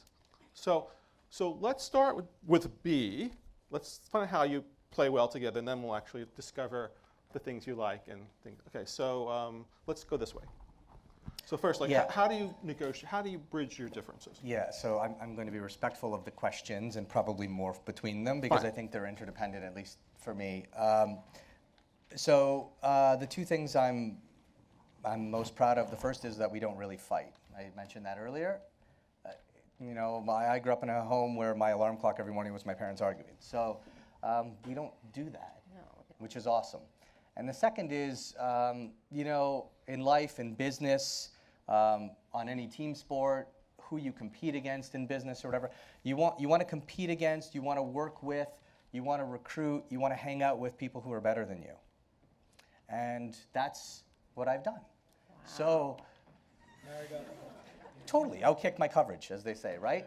And I think that when it comes to parenting, that's profoundly important, right? So I think consciously or unconsciously, it just happened, and that's why I do defer to decisions. That's why we've had such unbelievable success with our kids, and that's why I've been able to have the career that I've had. It's 1,000% because of the foundation I have at home, and that's entirely Carolyn's doing. Do we talk enough? Openly, like talk? Probably not. That's one of the blemishes. And are we organized enough at home? No, because we still probably act like college kids, if I'm really honest. Because we roll, and our apartment is, we have a big, beautiful apartment, and it's a disaster all the time. Not as messy as she always says it is, but it's still a mess and everything else. And I think that's why, to the question, how do we resolve these things? I'm a work in process. So I'm not there yet, and I think we're not the finished article. Clearly, her approach to it is far more mature than mine, but clearly we haven't found, in my view, the right narrative, or the right tone between us, because I tend to be, I'm fine, until it becomes an issue, and then it's like, okay, here's what we're going to do, and actually that's not how a proper, healthy conversation should run, and I'm conscious of that, and it's, as I said, it's a work in process. Well, thank you for sharing. Everyone's, I'm going to speak for everyone. Everyone's dark secret is that life is pretty messy, just so you know. Yeah. We all have these, it's a really hard to, unless you have the anal approach to, having kids is a messy, yeah, it's a messy exploration. It's a messy journey. And I say this all the time to new parents and even other, parenting is really, really hard. Good parenting is phenomenally difficult, right? It just takes so much more to be great. And that's why when you partner with somebody who is better than you at the craft, right, you inevitably get better through osmosis, through whatever. And like at work, I'm inspired by people who are smarter than me. And at home, it's just same as it is at work. Well, thank you. I don't agree. I think the same of you. But anyway, we can debate that later. I wrote down that I am proud of our time management. I think we do fairly well with managing our time. I'm not sure if that has to do with the fact that I'm in OT and I do really like things a certain way, but I also think I'm most proud is that we keep love and kindness a priority above all else. We keep faith in our home. We really, when it comes down to something's happening with the children and I'm intervening and then Rob's intervening and then he and I disagree and we start arguing, we are ignoring the children at this point and we're talking, one of us generally stops and says, okay, it's not about you, it's not about me, it's about them. We need to either step away for a minute, figure out what we're going to do, and then come back to it, because that's when the power struggle comes in and it's of no benefit whatsoever to the children, none. So I'm really proud that we're doing that. Things we can improve on. I wrote down sleep habits. I wrote down I'd love to stop someone from snoring. Wow. Because that might help me sleep a little more. I think I wrote that because I don't have, my second one is. I sleep fine. Yeah. Well, that was my improvement. It's not about us. It's about the children. Yeah. And one more thing that I'm a little choosy. However, sometimes when you come home from work and you haven't had a workout and you're kind of in that work mode, I often say to you, I'm not your assistant, or I'm not your colleague, I'm your wife, I'm the parent. So that's something we're working on too, is that I need to decompress before you come so that I'm not attacking you, and you are working on not remembering that I'm the wife and the mom, not your colleague. Although, I mean, I would love to be your colleague, but in those situations. It can be hard to transition sometimes. Right. Just in terms of timing, I will request succinctness. Okay, sorry. Okay. How do we resolve conflict or argue? I mean, so one of the things that I wrote down that we do really well is fight. We fight well. Like, we don't, there's like no, we're not ugly fighters. We get everything out quickly. We share. I mean, we argue all the time. We were out to dinner with friends last night. I don't even remember what the topic was, but we sort of had like, no, you're wrong. No, you're wrong. You know, like right in front of people. Like, we get it all out, which I think has been one of the huge. What does arguing well mean? I mean, really, what does it mean to you? It means that we say what we really mean. Like, we're not, You're not derogatory to each other? It's not personal. It's not a personal attack. It's not you are this. It is. You're an idiot. This is the problem. It's real. We have a real fight, but it doesn't become a personal attack. Yeah, There's exactly. respect. What's that? There's respect. Oh, absolutely. Okay. Always respect, but also a need for me to get out what I'm thinking or what I disagree with, and he's the same. So that's one of the things that I think as well in terms of our partnership. The other thing that, and I always have this moment every weekday morning, I think our morning routine is awesome. Like, we both stand there, we both make the lunches together, we get breakfast on the table for all four of us, we get the dishwasher loaded and emptied, whatever. And that's always every morning. I think, gosh, this is working really well. Very nice. The things that we need to work on from my perspective. This is a progression as our kids get older. I'd like to be more thoughtful about our approach to helping them with homework. Do we want to help them with homework? Do we want them to develop a love for learning on their own? I don't know what the right answer is, but I don't think we've yet kind of had that proactive conversation. We've been sort of reactive to that, so that's one thing I'd like to work on. And then the other thing I wrote was we have too much of a defined division of labor, which has sort of just happened over the years, and I'd like to revisit that. These are really good.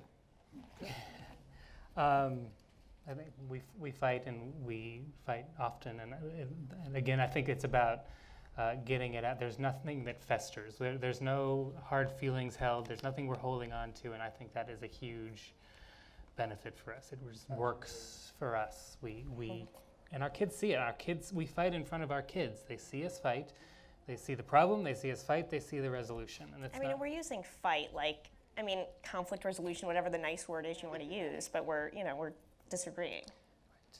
Right. In terms of the things that I think I'm proud of, we as a family really enjoy spending time together. And we have a 9-year-old and a 6-year-old, and the 9-year-old maybe on the edges of still enjoying time with us, but I think we have a few more years. But we enjoy time together.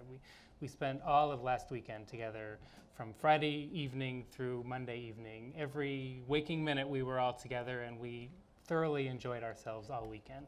And the two of us as well, we enjoy time together. We have date night every night. Like our life is getting everything done, and finally we're sitting on the couch at the end of the night with our glass of wine ready to watch Homeland, is what we're watching now. In terms of things to work on, Priyanka gets home very late. Dinner comes up again. I cook dinner for the boys, and then on a good day I cook dinner for the boys, and then I cook dinner for us. We always eat together, and I hate that. I want to get to a point where I can cook dinner for our family. Even if we don't sit down together, I want us to all eat the same food. So 9-year-old and 6-year-old don't like all of the same foods, unfortunately. And I think the big thing for me is gatekeeping. And you hear gatekeeping from a mom's, often referred to moms keeping their partners, their husbands, boyfriends, whoever, out of the parenting equation. I'm the one home all day. I made a decision. I make decisions every day, and I can be very judgmental about those decisions. Priyanka not kind of following my lead and doing things the way that she knows I would do them. And I learned a long time ago that she is a great mom. She continues to be a great mom, and she needs to do things the way that she wants to do in order for the boys to see her as the great mom that she is. Thank you.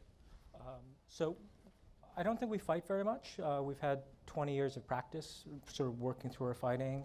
So at this point, maybe we fight once a year, and we do it via shorthand, like that thing from '92. Then we sort of, and I think the resolution more often than not is because Mark is a very forgiving, generous person, much more so than I am. So I'm lucky that way. In terms of what I'm proud of, I would say, and I'm not even sure if proud is the right word. I'm happy that after our first conversation about wanting to have a family, we actually have a family. You know, having a family was, a hard process for us. It's not as if, I'd like to joke that we got drunk at a bar and then 12 and a half years later we had accidentally adopted a baby, but it's much more complicated than that, and we learned that with the second kid as well, because that was complicated. And the second thing I'm really happy about in terms of our parenting partnership is we very much want to raise our kids through a sense of joy and happiness and intelligence, and that's important to the both of us. So that's how I think we view how we're parenting our children. I don't know, this is going to be a cop-out, but as far as parenting goes, I feel very much on the same page with Mark.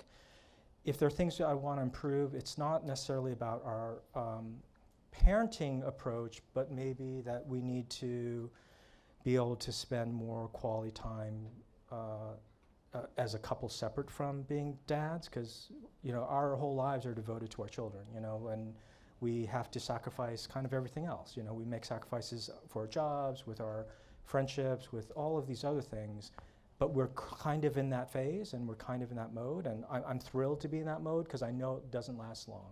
So the thing I'm happy about or proud about, I say, so we didn't make our kids, they're not biological kids. So when we look at our kids, we don't see ourselves. We see this person that we have to think about this.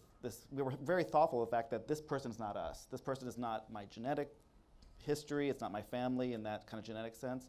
So I feel like we do a really good job of looking at these kids and getting an understanding of who they are as they grow up, as opposed to kind of putting on them some kind of idea of what we think they are as our family. And I think that we are constantly investigating who these people are that are our family. I think that's really nice. And then I think that I tend to be the bad cop.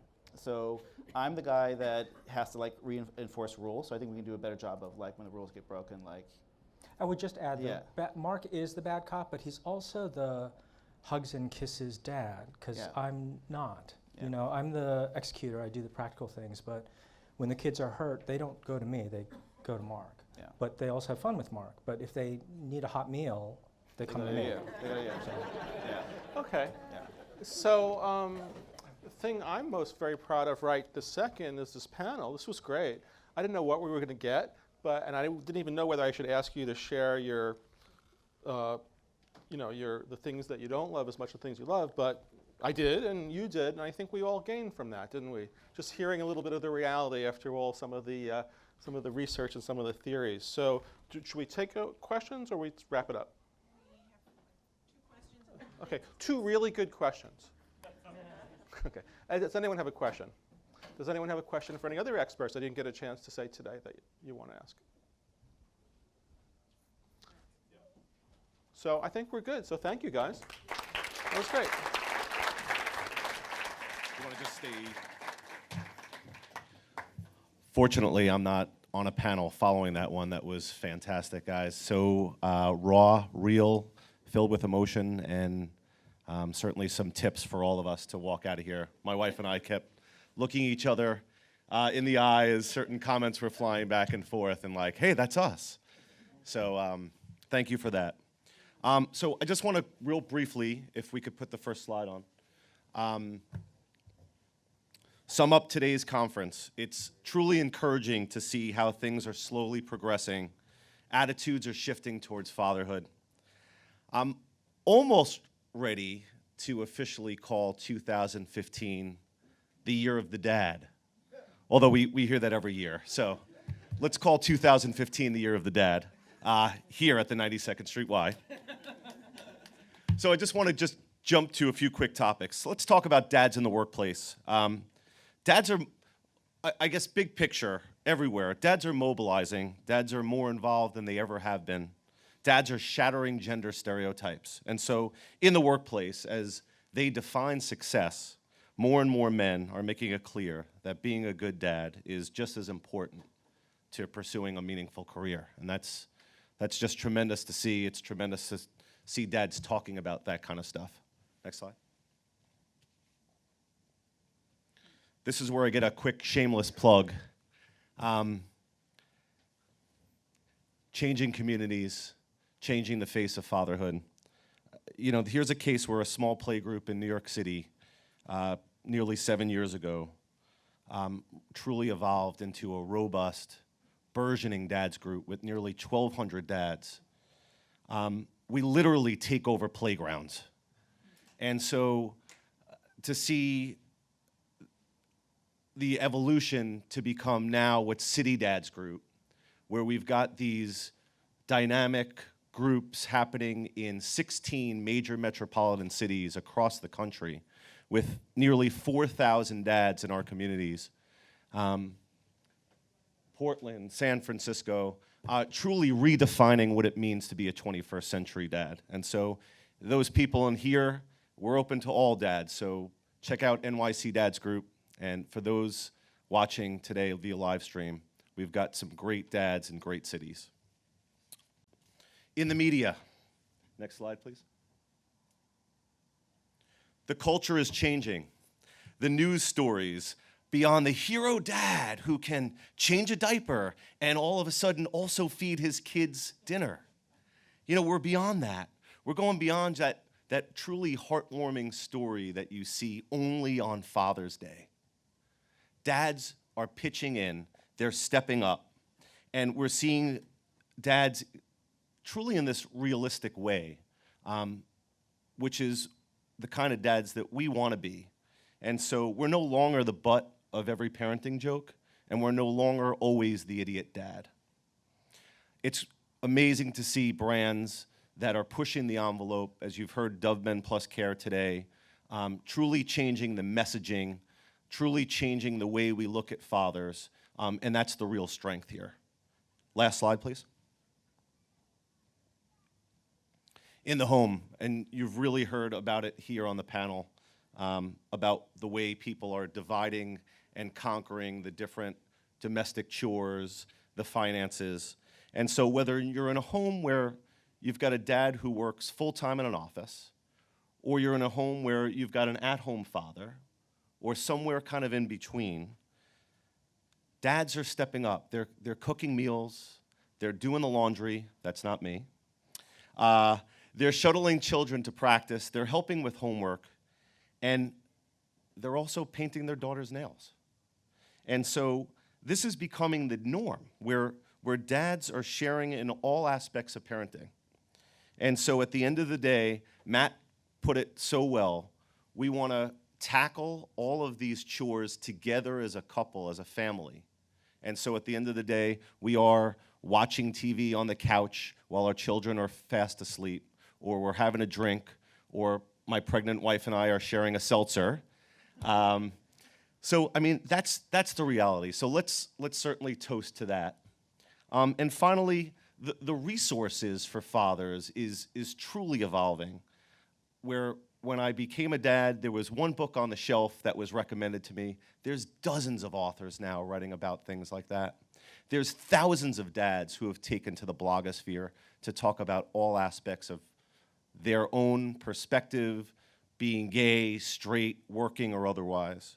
And so you even see it here, like a parenting expo, truly putting the lens to fatherhood. And so there are parent expos now where they don't just have a mom's lounge. They also have a dad's lounge. Thank you, New York family. And so we're truly inspired to see the change that's been happening. But I'm even more excited at what's going to happen next. So I bring it back to Sally. It was an honor to be here today, to you, to Freda, to the entire 92nd Street Y team, to put together such a powerful program, to a sponsor like Dove Men Plus Care. I'm emotional, and thank you. So, Sally.